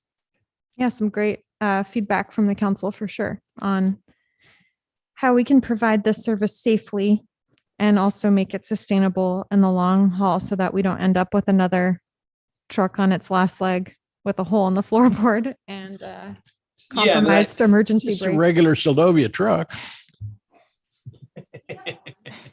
Yeah, then I think everyone's on notice here. I mean, obviously, given the, the employee situation and the truck situation, that as a last resort, if it all goes to crap here, that we may have to suspend the service for a period of time until we get our ducks in a row. But I think right now we keep moving status quo as best we can, and then we'll see how all of this shakes out while you're doing some additional research on that. And Mr. Mayor, Yep, if go I ahead. may, one more thing, just because it's been mentioned, and I was going back and forth whether this needed to be discussed here or not. So it might be too much information, but I did hear the mention of maybe one of the vehicles that we currently have that would be available, that has been impounded, I guess I should say. And I just wanted to clarify for the public and council's sake that according to Alaska statute 2810-502, towing and storage lien, any vehicles that the city impounds, there's a procedure for auctioning those vehicles, and then the money received from the auction under D, it says the money realized from a sale made under this section shall be applied first to the payment of the costs and expenses of the sale, secondly to the lawful charges of the person having a lien on the motor vehicle under this section, and remaining proceeds from the sale shall be retained by the department to be distributed to the registered and legal owner or lien holder entitled to the remaining proceeds. A purchaser in good faith of a titled motor vehicle sold under this section takes the motor vehicle free of any rights of prior lien. So any of those, so it's set. We're looking into having an auction this spring. Those vehicles potentially would be in that auction. And then those proceeds would go back towards the fines and any legal fees associated with that impoundment. And then any additional proceeds would go to the title holder, not to the city. So I just wanted to clarify that in case anybody has a question on that in the future, but that's the process for impounded vehicles. So I'm quite certain that any impound fees would far outweigh anything that would be left, I assume, from an auction surplus. Yeah, Mr. Mayor. Yep, go ahead, George. I don't know if this still happens, but in days of old, the military would deal with cities, municipalities with surplus stuff. I don't know if we've looked into that or not, but a couple of phone calls, maybe to Elmendorf and the Army post there might give us some information there. They've sure got a lot of vehicles. Well, in the past, their salvage yards were pretty full as well. Okay.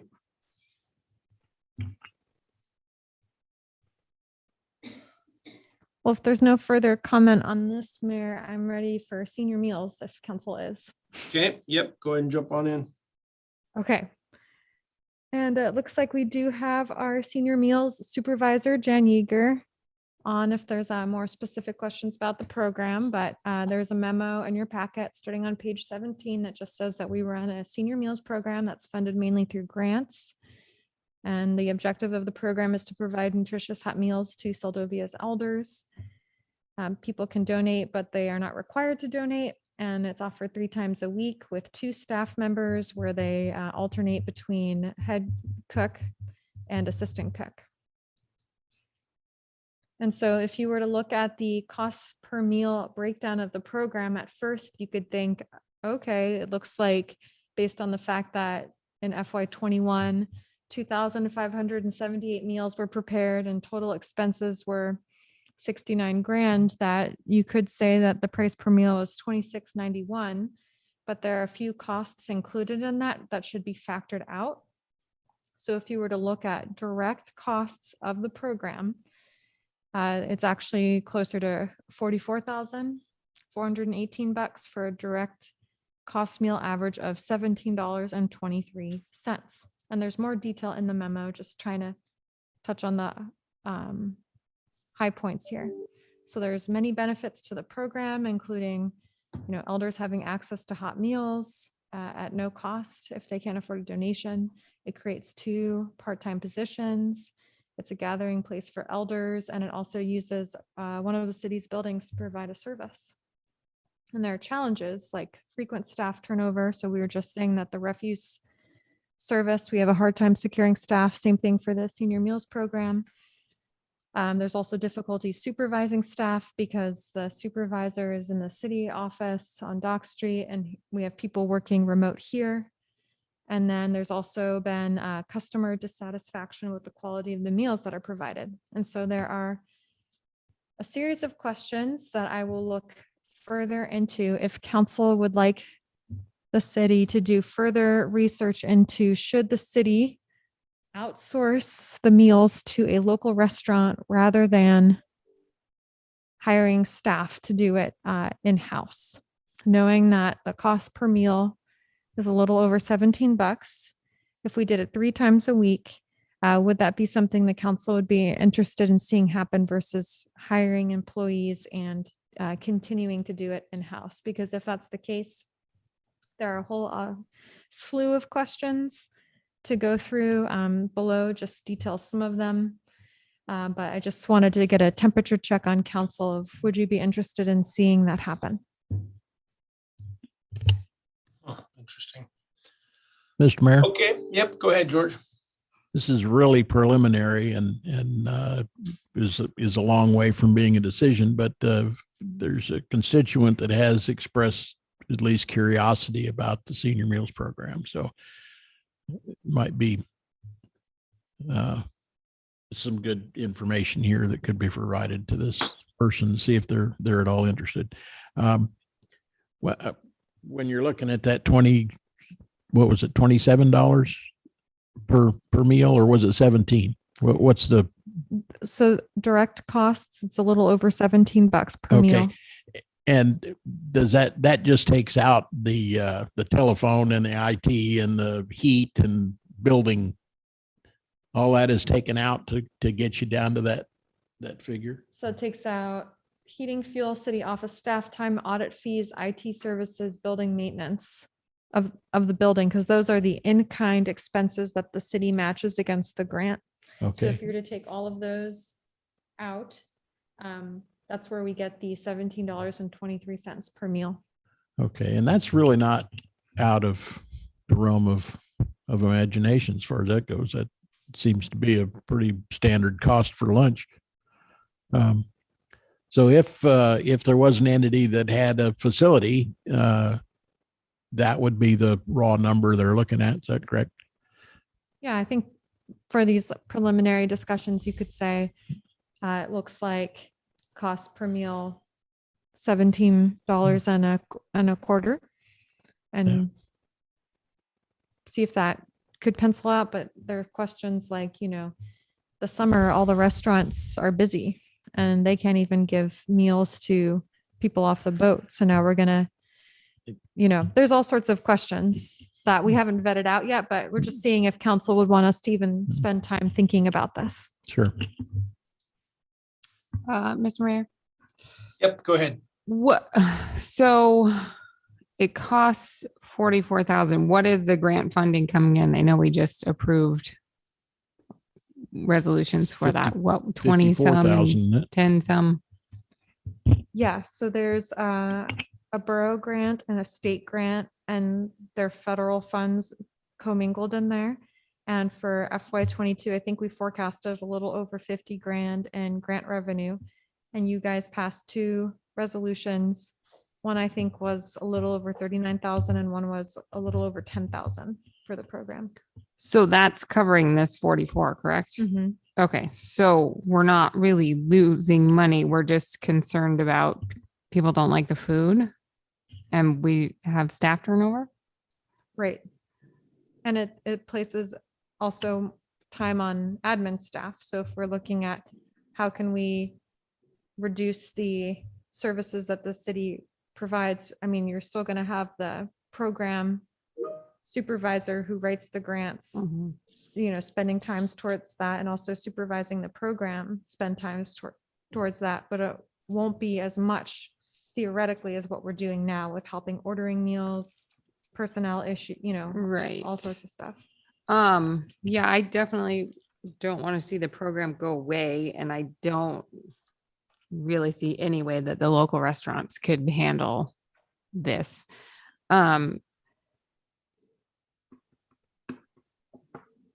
Again, I lost my train of thought. I think it should, what, are they not meeting still? It's all to-go meals? Is there a reason? Can they start meeting again? It's something that we could look at. We've, Jan and I have touched base on it throughout the past few months, and our check-ins have usually coincided with when there's a COVID spike Oh, in yeah. the community. And so it's like, we should delay again Okay. doing that. Yeah, because I think that would help a lot with the program, that it would give them that place to be again for them.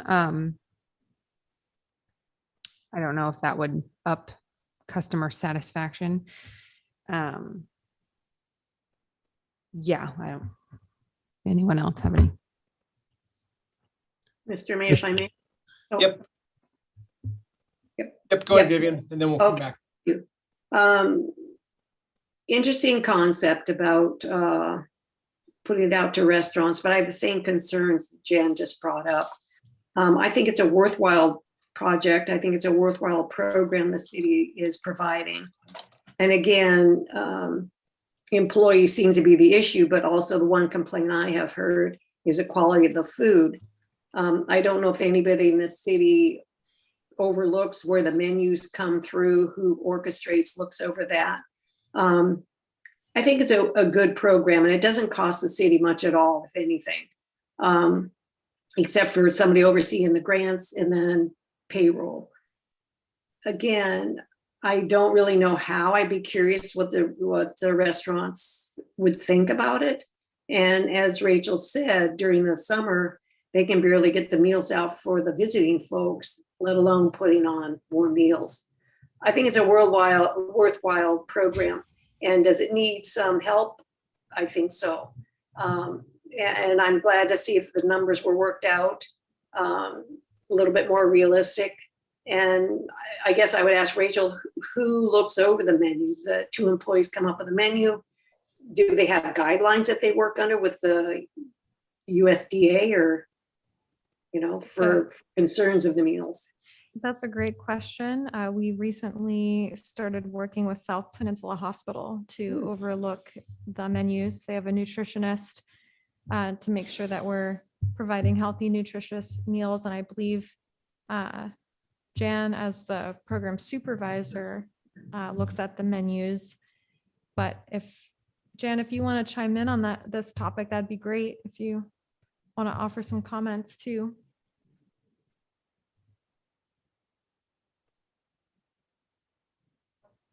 I don't see her on the screen, so I'm not sure if there's a button you got to enable her. Rachel, you mentioning that you're working with South Peninsula Hospital dietitian. I think that's a fabulous idea. That's a great start. And Jan helped get that ball rolling, and it looks like she can comment now. So please go ahead, Jan. Okay, so yeah, sorry, I had to rejoin when I got promoted, so I missed the last little bit there, but were you asking about the nutritionist? Yes. Yes. Yeah, so we're working on an MOU with the hospital, which is not in place yet, but we're operating as if it were, basically. And so we do have a nutritionist who's looking over the menu, but she's mostly looking at it from a standpoint of the actual nutrition. Are there enough vegetables? Is there too much sodium? That type of thing. She's not actually saying, hey, you've got soup 2 meals in a row here. And so I think her input is really valuable. I'm very glad that we're getting it, but it probably wouldn't hurt to have someone with a little more, or it wouldn't hurt to find another way to maybe improve our variety a bit, I would say. And Jan, do you look at the menus too when they're brought to you for the upcoming month? I used to, because I was the one who types them up, and Diane does that now, so I try and look them over. But I don't see them in a lot of detail, although like I said, we're still just kind of establishing this new routine. So it's just the second month that we sent them to the nutritionist, and that's usually kind of my opportunity to see them. And one advantage of that is because we need a little more lead time. We used to get the menus just a couple, 3 days before the end of the month. So say the menu for March, we might get right at the very end of February. And so now the senior meals staff is producing that menu a lot earlier because we need the turnaround time for the nutritionist, and that does give us a little more time for feedback.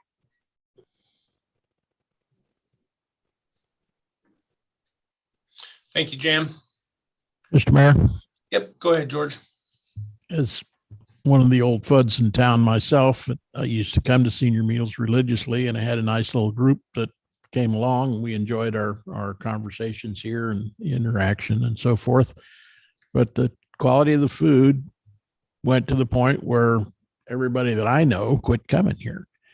And having a good, nutritious meal that nobody's going to come eat is kind of pointless. You need to have some, I don't know how to fix that, but You don't want it too healthy is what you're saying. Well,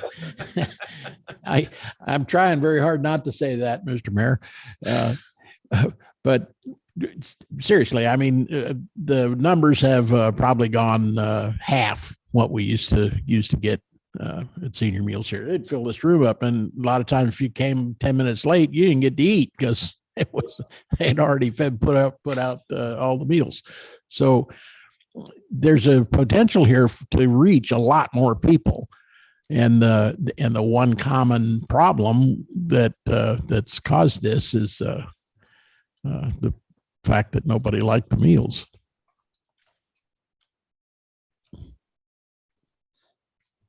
So it's Yep, sounding like understandable. Go ahead, Rachel. it's sounding like there is some interest, but not a significant amount of interest in seeing us evaluate outsourcing the meals to a restaurant or someone with a certified kitchen. I'm assuming that's what they would need to provide the service. And we can just work on quality control and see in terms of staff how tricky that makes offering the program. Does that sound good to the council? Yeah, there's one other thing I can roll out there too is, and I don't know if it's, even feasible or how it works, but I know SVT has a similar program. I don't know, what the quality or the type of meals that they offer, how frequent. I don't know if that, if there's any way we'd piggyback off of that. I mean, it's understandable. We don't want to lose the program. The goal obviously is to provide, a good quality, nutritious meal to those that need it. So yeah, it's a valuable program, and I agree. I mean, part of it is, the enjoyment of the meal, and then the enjoyment of the company, right? I mean, those two things, COVID, thank you, has taken both of those away from us. So it's at some point, to make that program successful, people got to be excited about what they're going to eat that day, and they got to be excited about, coming and having, sharing some friendship and, having a good conversation that day. So those two things alone would, revitalize that program quickly. So those are just my thoughts. And in terms of the restaurants, I know it'd be tough for us in the summer. I mean, it'd probably be tough for everybody in the summertime, but, not to say that, maybe someone wouldn't make, some sort of, additional planning effort to be able to accommodate them, because that might be, if they could do it in the summer, then maybe that, helps them throughout the winter as well. I don't know, but so that's my two thoughts. Either way, it's a good program if we can figure out a way to get it back on track. Mr. Mayor, just one more thing, please. Yep, you bet. There were a lot of administrative problems in the past as well. you look at that kitchen there, it was built by 4 volunteers with their own time, a lot of their own materials, just did it out of the goodness of their heart.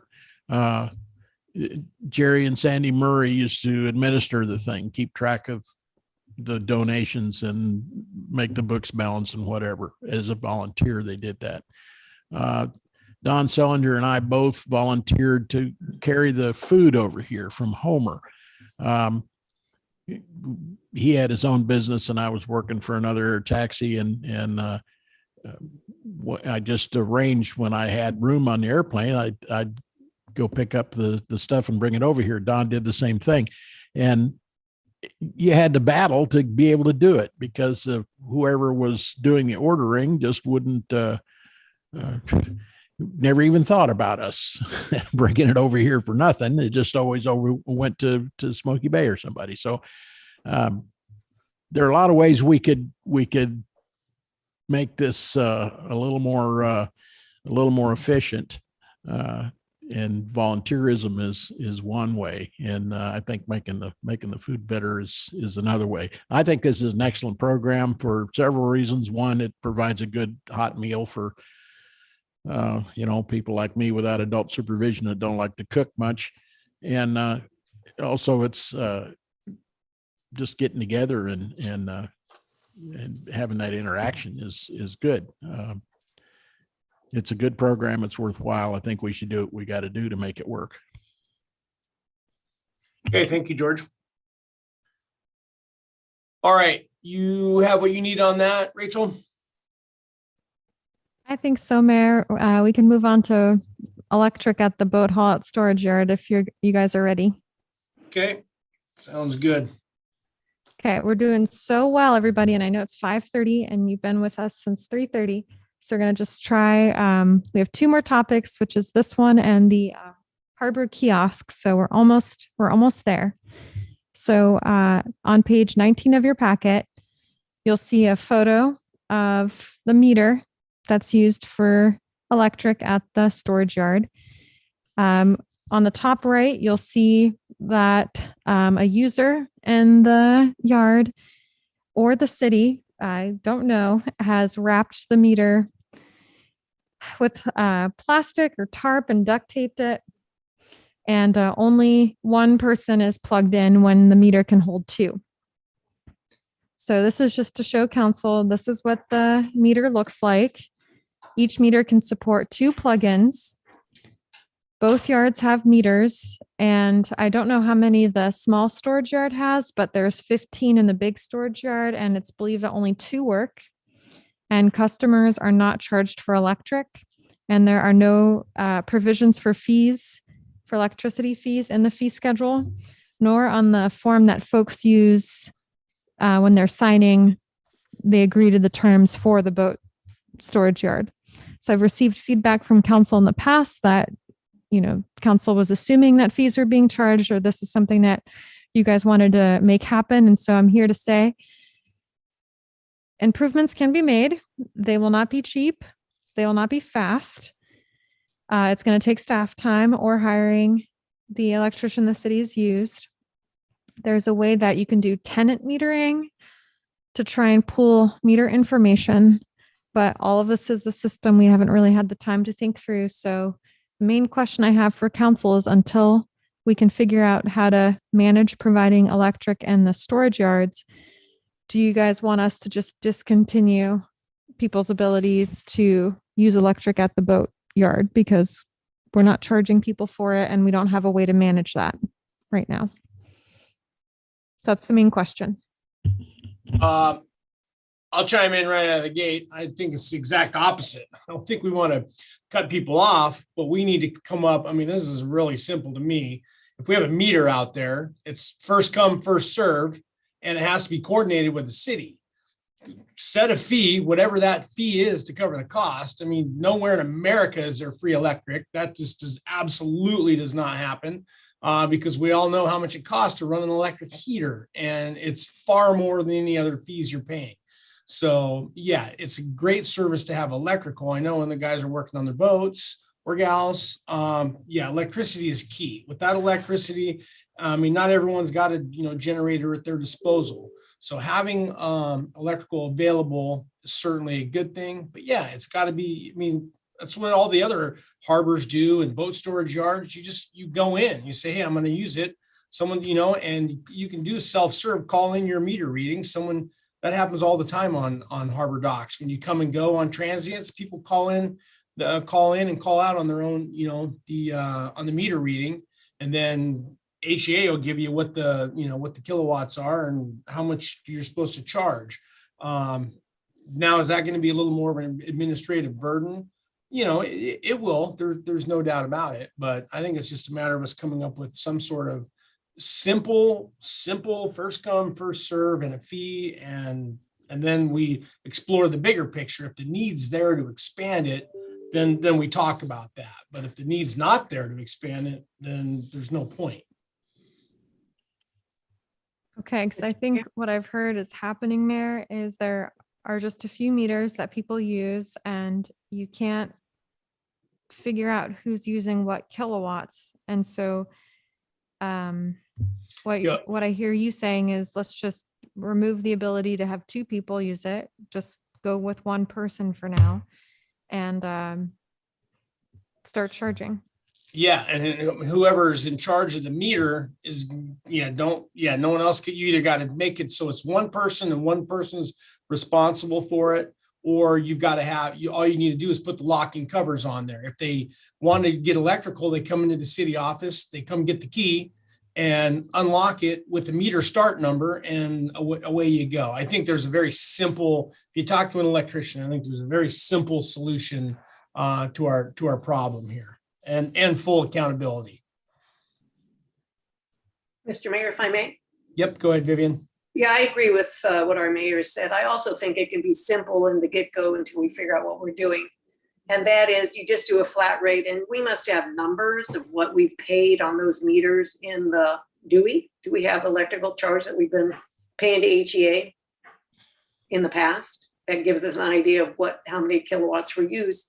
And we use a flat rate until we can actually set up a system and put in place, just to make it easy. So it's not using somebody else's time in the city office trying to figure out how many kilowatts were used per whoever's hookup.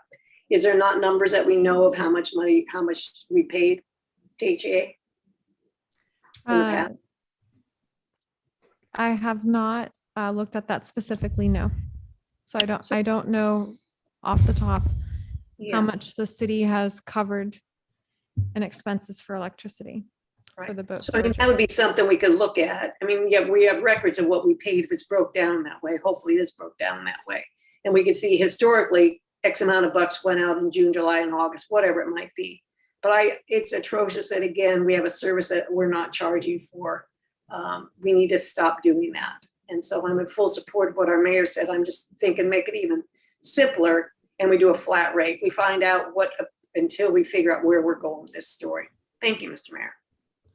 Yep, thank you, Vivian. And that's a great idea. That's even simpler for getting things covered. And I know we get an itemized bill for all of our meters in the city, so we should be able to just pull those meters and find out, historically what they average and come up with some number that makes sense. And again, if a person knows, there's going to need power, then we got to come in and coordinate that.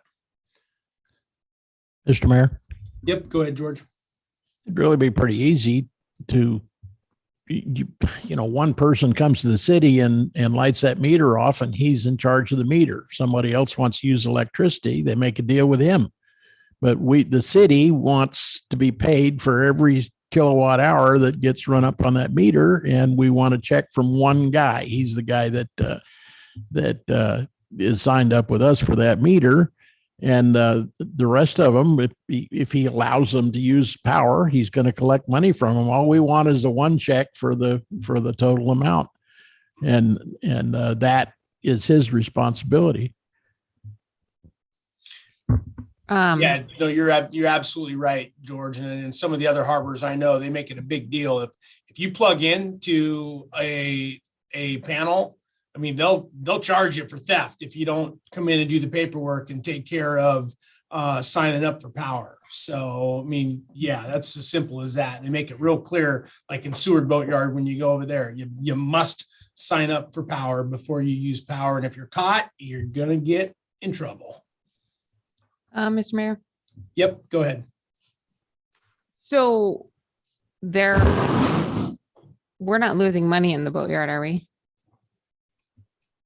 I can't remember what it looks like expenses to revenue, but this is one way that the city isn't balancing its expenses. Right. So I remember when this discussion came up, however many years ago, and replacing them all and doing all that is such a huge thing that at the time they decided to raise the rates, I believe, for everybody, since there was no way to keep track of who was plugging in, which meters worked, who no one was going around and reading them or anything. So I think that was what was decided at the time. I don't know if that needs to change. I mean, if we're losing money, obviously something needs to change, but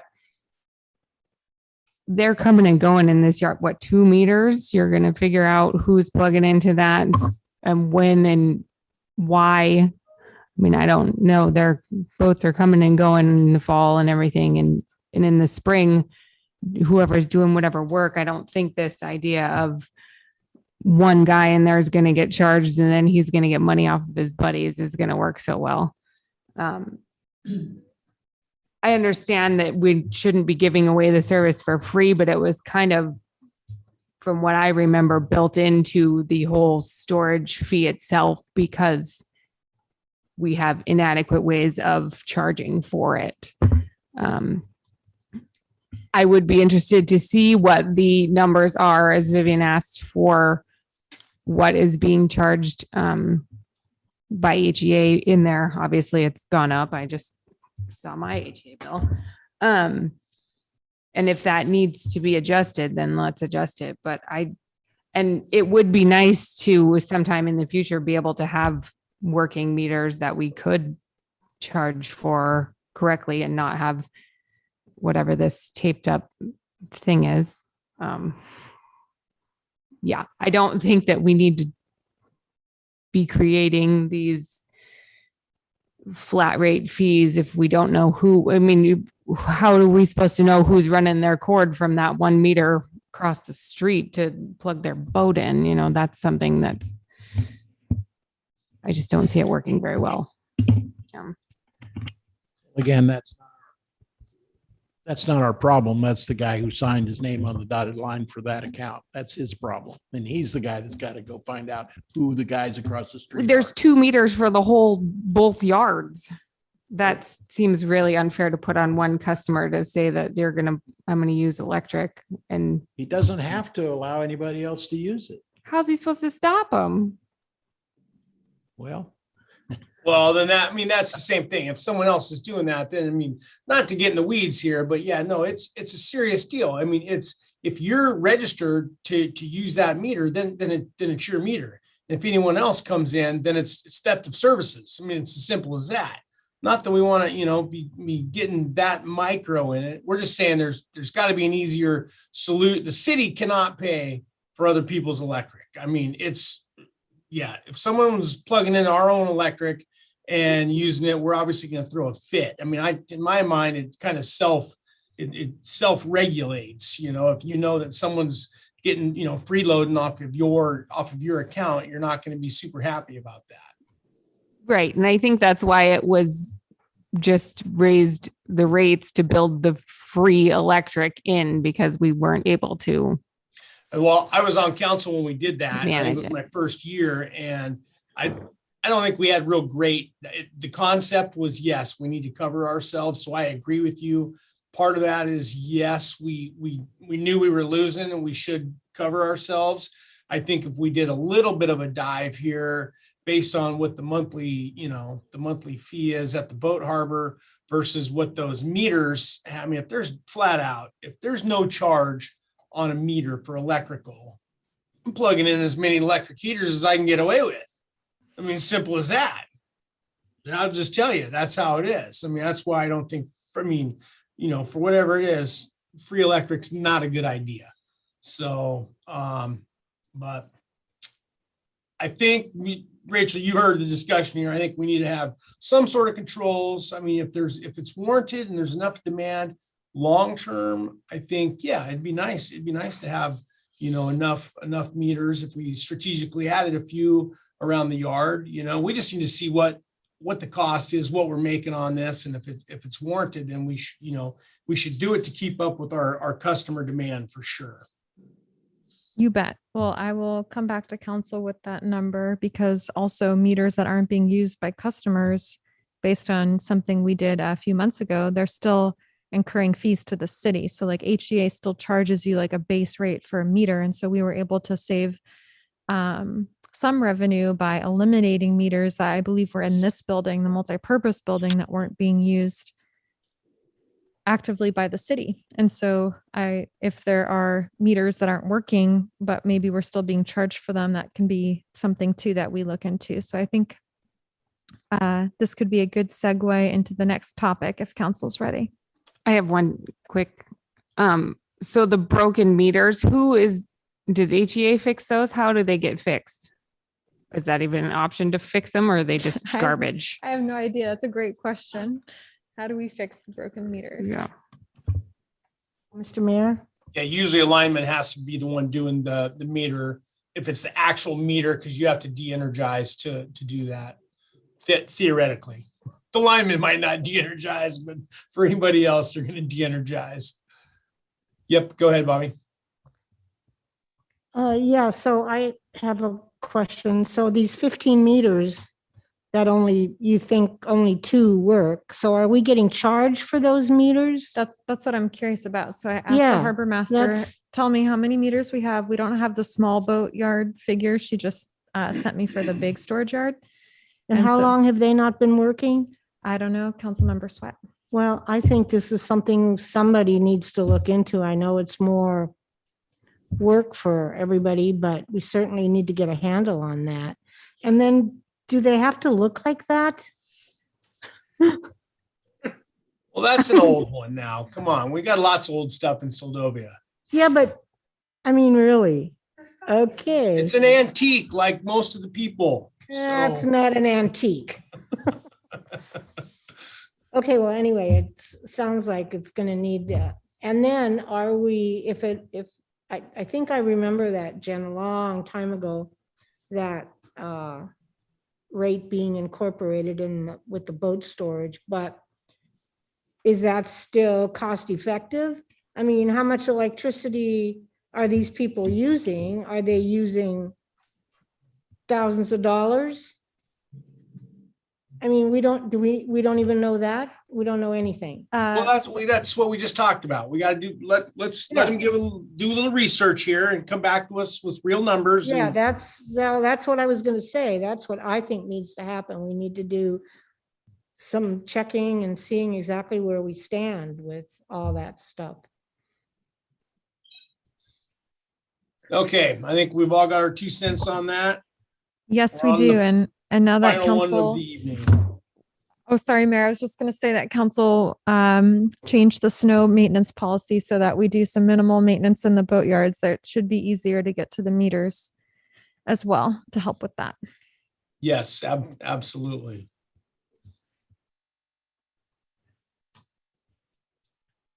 You guys ready for the last topic? Yep. Let's do it. Okay, you're doing so well. Thank you so much for all your time and attention. Really, really helpful. So last topic is the harbor kiosks. And so the city clerk and I were talking, and we were looking for an inspirational moment. What can we do for the harbor kiosks that they went unused this past year? Granted, the timing wasn't great with COVID. So we're like, how can we make something happen? And so we have an idea to suggest to the council, and you don't have to bite on it, but we just want your feedback to see what you think. Rather than seeing the harbor kiosks as almost like a public facility separate of the city that we want people to rent and have long-term leases on a regular basis, what if we incorporated them into our fee schedule, established a daily rate, and changed the name from harbor kiosks to gateway kiosks, moved them over to be closer to the pavilion. So that area became more of like a gateway to Soldovia, and essentially bring the kiosks into our normal city facilities. So like the pavilion you can rent on a daily basis, the both the outside beach and the gateway. And then it can be like a symbolic testament to the community for the economic development of the waterfront. So I know that was like one of the initial ideas too for having them there is, imagining what Seward looks like, or, Soldovia at one point considered a boardwalk on the waterfront. So we could say that's part of the intent, is folding them into the gateway complex, gateway to Soldovia complex, by becoming daily rentals. And then they can be used for storage if someone wants to use the pavilion and needs a place to put things, or a farmer's market, a temporary farmer's market. And that way they'll be bundled in under the city's insurance, and they won't have to have separate insurance. They just can't do like risky things like a pyrotechnic show in the kiosk or something like that. So it's just an idea we wanted to throw out there to see what the council thinks.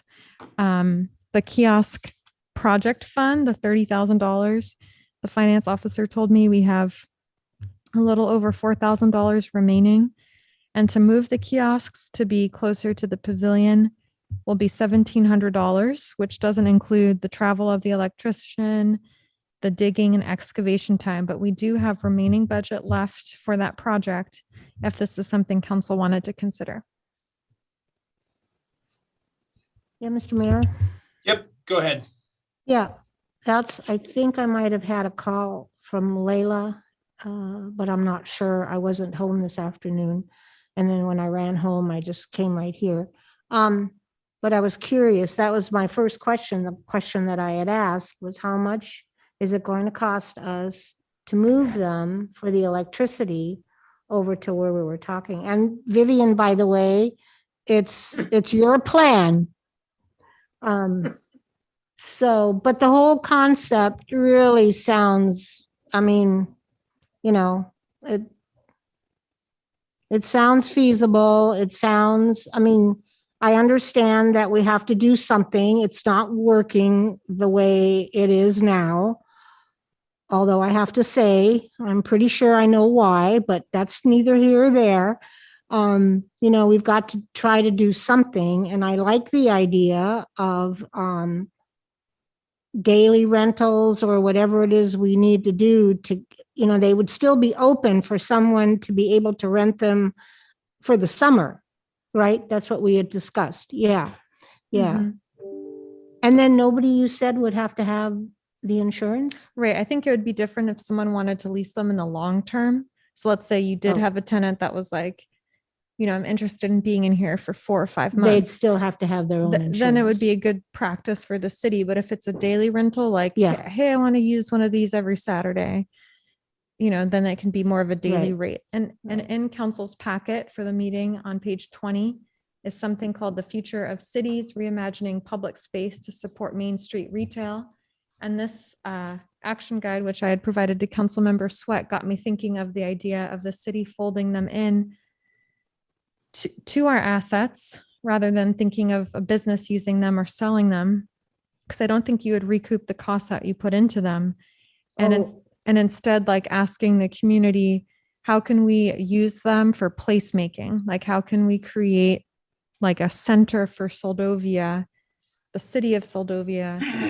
How can it be used for artist events or community development, rather than focusing on economic development? Because by providing opportunities for the community to come together more, that can spur economic development as a byproduct. So placemaking is like all the rage municipal term these days, but the kiosks just seem like something we could use for that endeavor if council was curious. Well, I think, while of course I'm not, in favor of getting rid of them, but I fully believe we can recoup our money and then some if they were to be sold, which I don't want to see happen. I'd like to see this project, just continue to move forward in one way or another and whatever it takes to do that right now, because I really believe in it. And like I've told you before, I think if they go away, I'll probably be dead by then, but somebody's going to come up with this idea again, believe me. It's only a matter of time. So, anyway, yeah. So you're saying it's only going to be 1,700 for the electric? Oh, yay. Okay. All right. Mr. Thank Mayor. you. Okay, Mr. anyone else? I'm gonna hold my comments till after everyone spoke on this. Mr. Mayor, if I may. Yep, go ahead. I think thank you for putting those materials in the agenda or packet today. Good information, kind of opening up a different conceptual idea. I'm kind of interested in it. And the process that we went through to get where we are today has brought us right where we're at. And I think that there's potential to develop a conceptual idea of community and how different buildings can be used for different activities and incorporating them within the city. I think this is a good conversation to start having, whether or not the council wants to go forward with this, sell them off and start over or whatever it may be. But thank you for bringing it forward. And yeah, it's great to see. Thank you. Thank you, Vivian. Anyone else? Mr. Mayor, Yep, go ahead, George. I'm not too crazy about this. I don't hate it, but I don't see any point in moving them 100 feet toward why spend the $1,700? They're pretty doggone close to the pavilion now as you want it.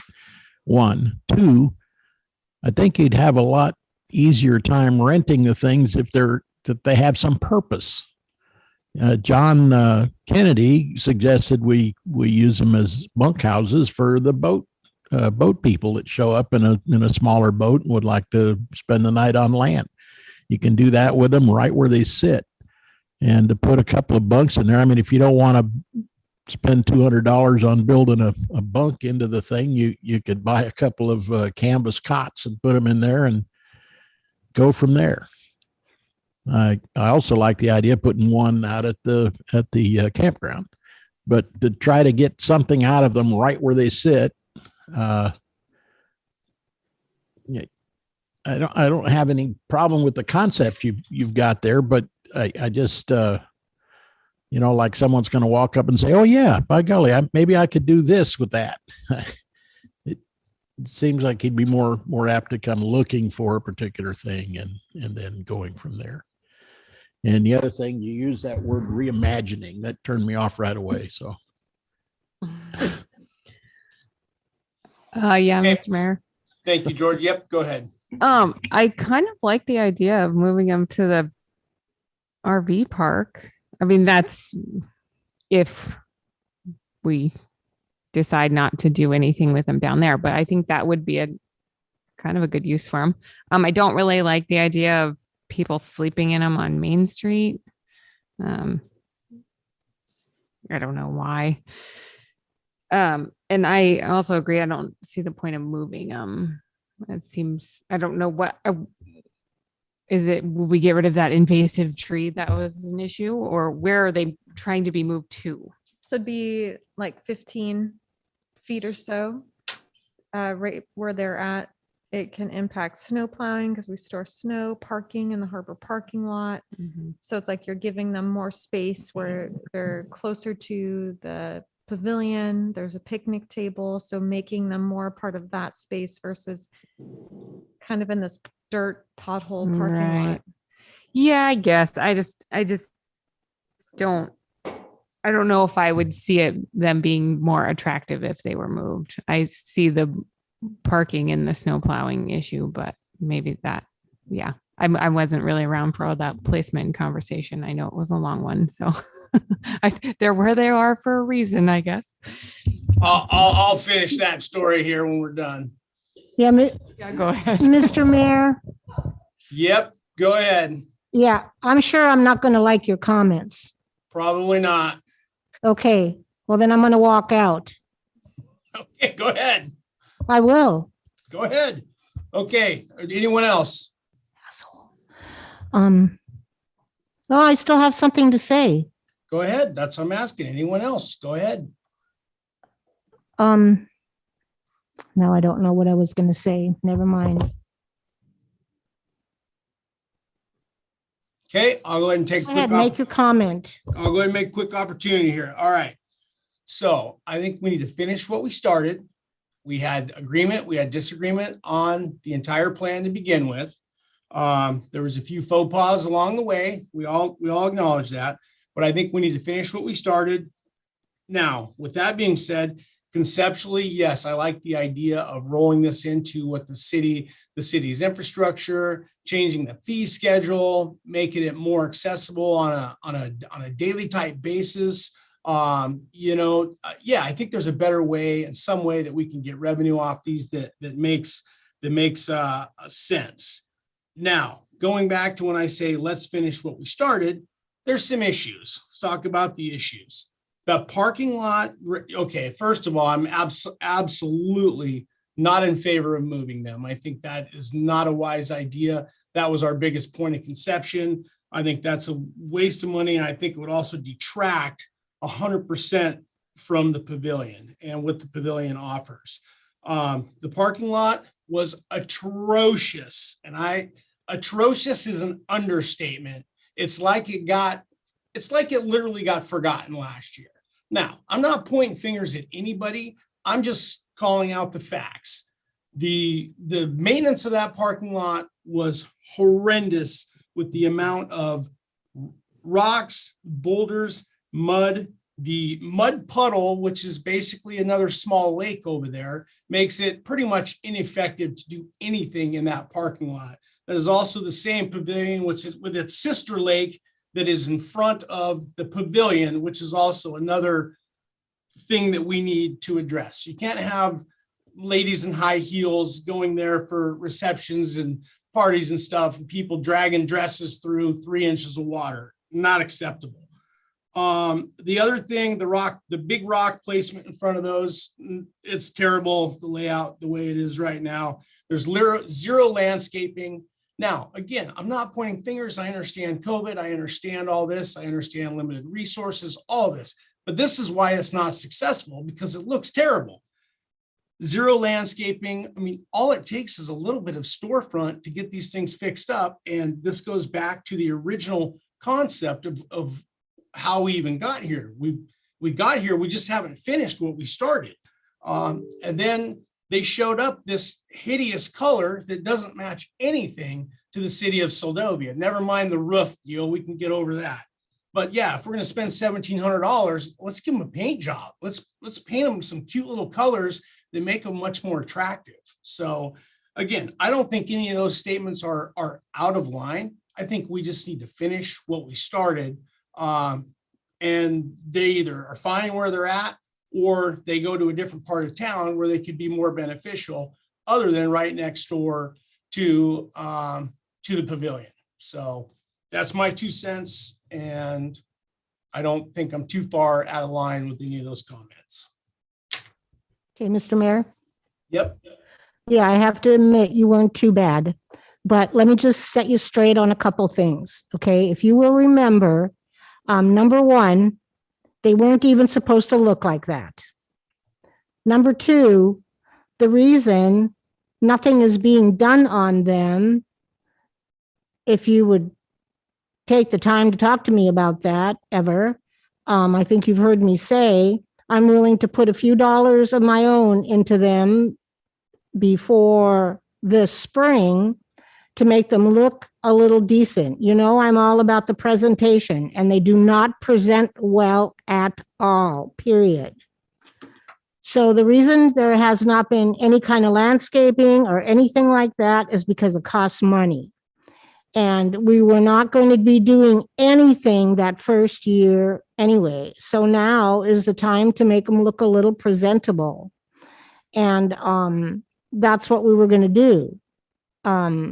So I mean, I agree with your, whatever it was that you said, let's continue on with this, but you have to give it a little bit of time, and you have to understand also the reasons why nothing has been done on them. Well, I can tell you, you guys all know me. Time is not our friend, right? Time doesn't stand still for any of us. If you're going to do it, either do it or get rid of them. Real simple as that. If we have $4,000 in that account, then let's use it and let's get moving. We're done talking about it. Let's come up with a plan and get going.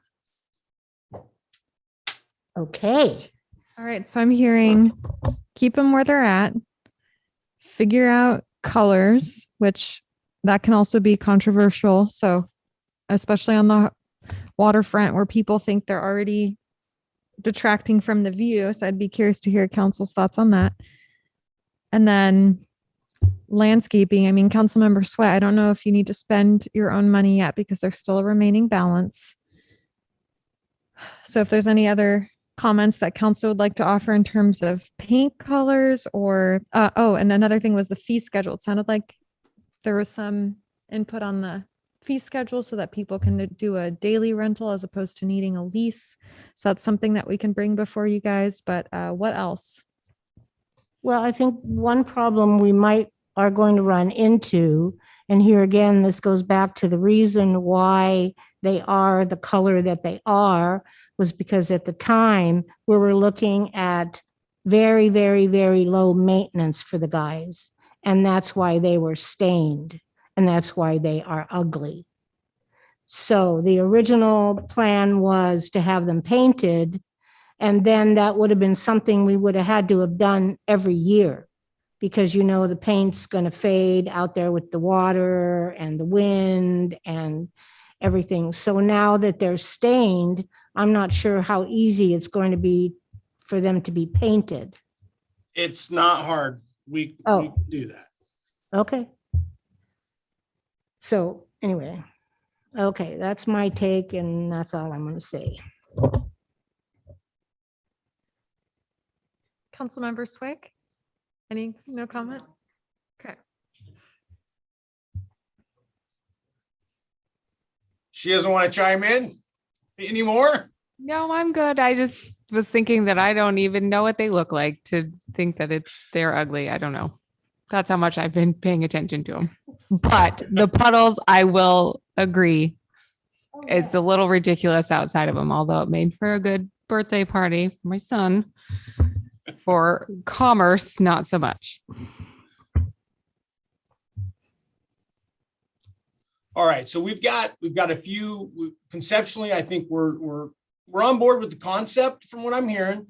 And then we've just got a few issues we need to work through. I'm trying not to be a bully about this, but we just need to get this thing going. I mean, we've got the money, agreed. We need to find maybe some community volunteerism. If we got to pay for someone to come down and do some flowers up close. Yeah, we obviously want to think through the snow plowing and all that stuff, but I think there's just a few things strategically we can do right where they're at. I mean, I'd hate to see us waste that money we just spent on the electric. The color, I don't think would be hard to come up with a neutral color other than what they are right now. It would literally take in one day, both of those are painted, done, and look 100 times less obtrusive than they look right now. So wherever you want to go from there, Rachel. Thank you, Mayor. We'll see what we can bring forward, but we'll definitely include at least a daily rate and a monthly rate in the fee schedule for them and work on the parking lot. And more to come. City Clerk Gagel, do you want to add anything? No. Okay. Well, that's all we had tonight, folks, which was a lot. Thank you so much for hanging in there with us. And I do think it's really important to involve you guys in all of the nuances and operations of the city. So I got some really great feedback regarding the permanent fund with the APCM, the AMLEP grant policy, the trash service, senior meals program, the electric meters, and now the kiosks, so that you guys have a sense of what I'm seeing. from the city level so that when people ask you, hopefully you have the information or you can send constituents my way if they're curious about certain aspects of the city. So looking forward to Monday and thank you so much. Okay, Heidi, do we have, just to finish out the meeting, do we have anyone from the audience that wishes to comment on anything? Do not have anybody in the audience, Mr. Mayor. Okay, with that being said, then we will go ahead and conclude tonight's work session and look forward to seeing everyone next week. All right, we'll go ahead and stand adjourned. Good night, everyone. Thanks, Good night. everyone. Thank you Good so night. much. Good night.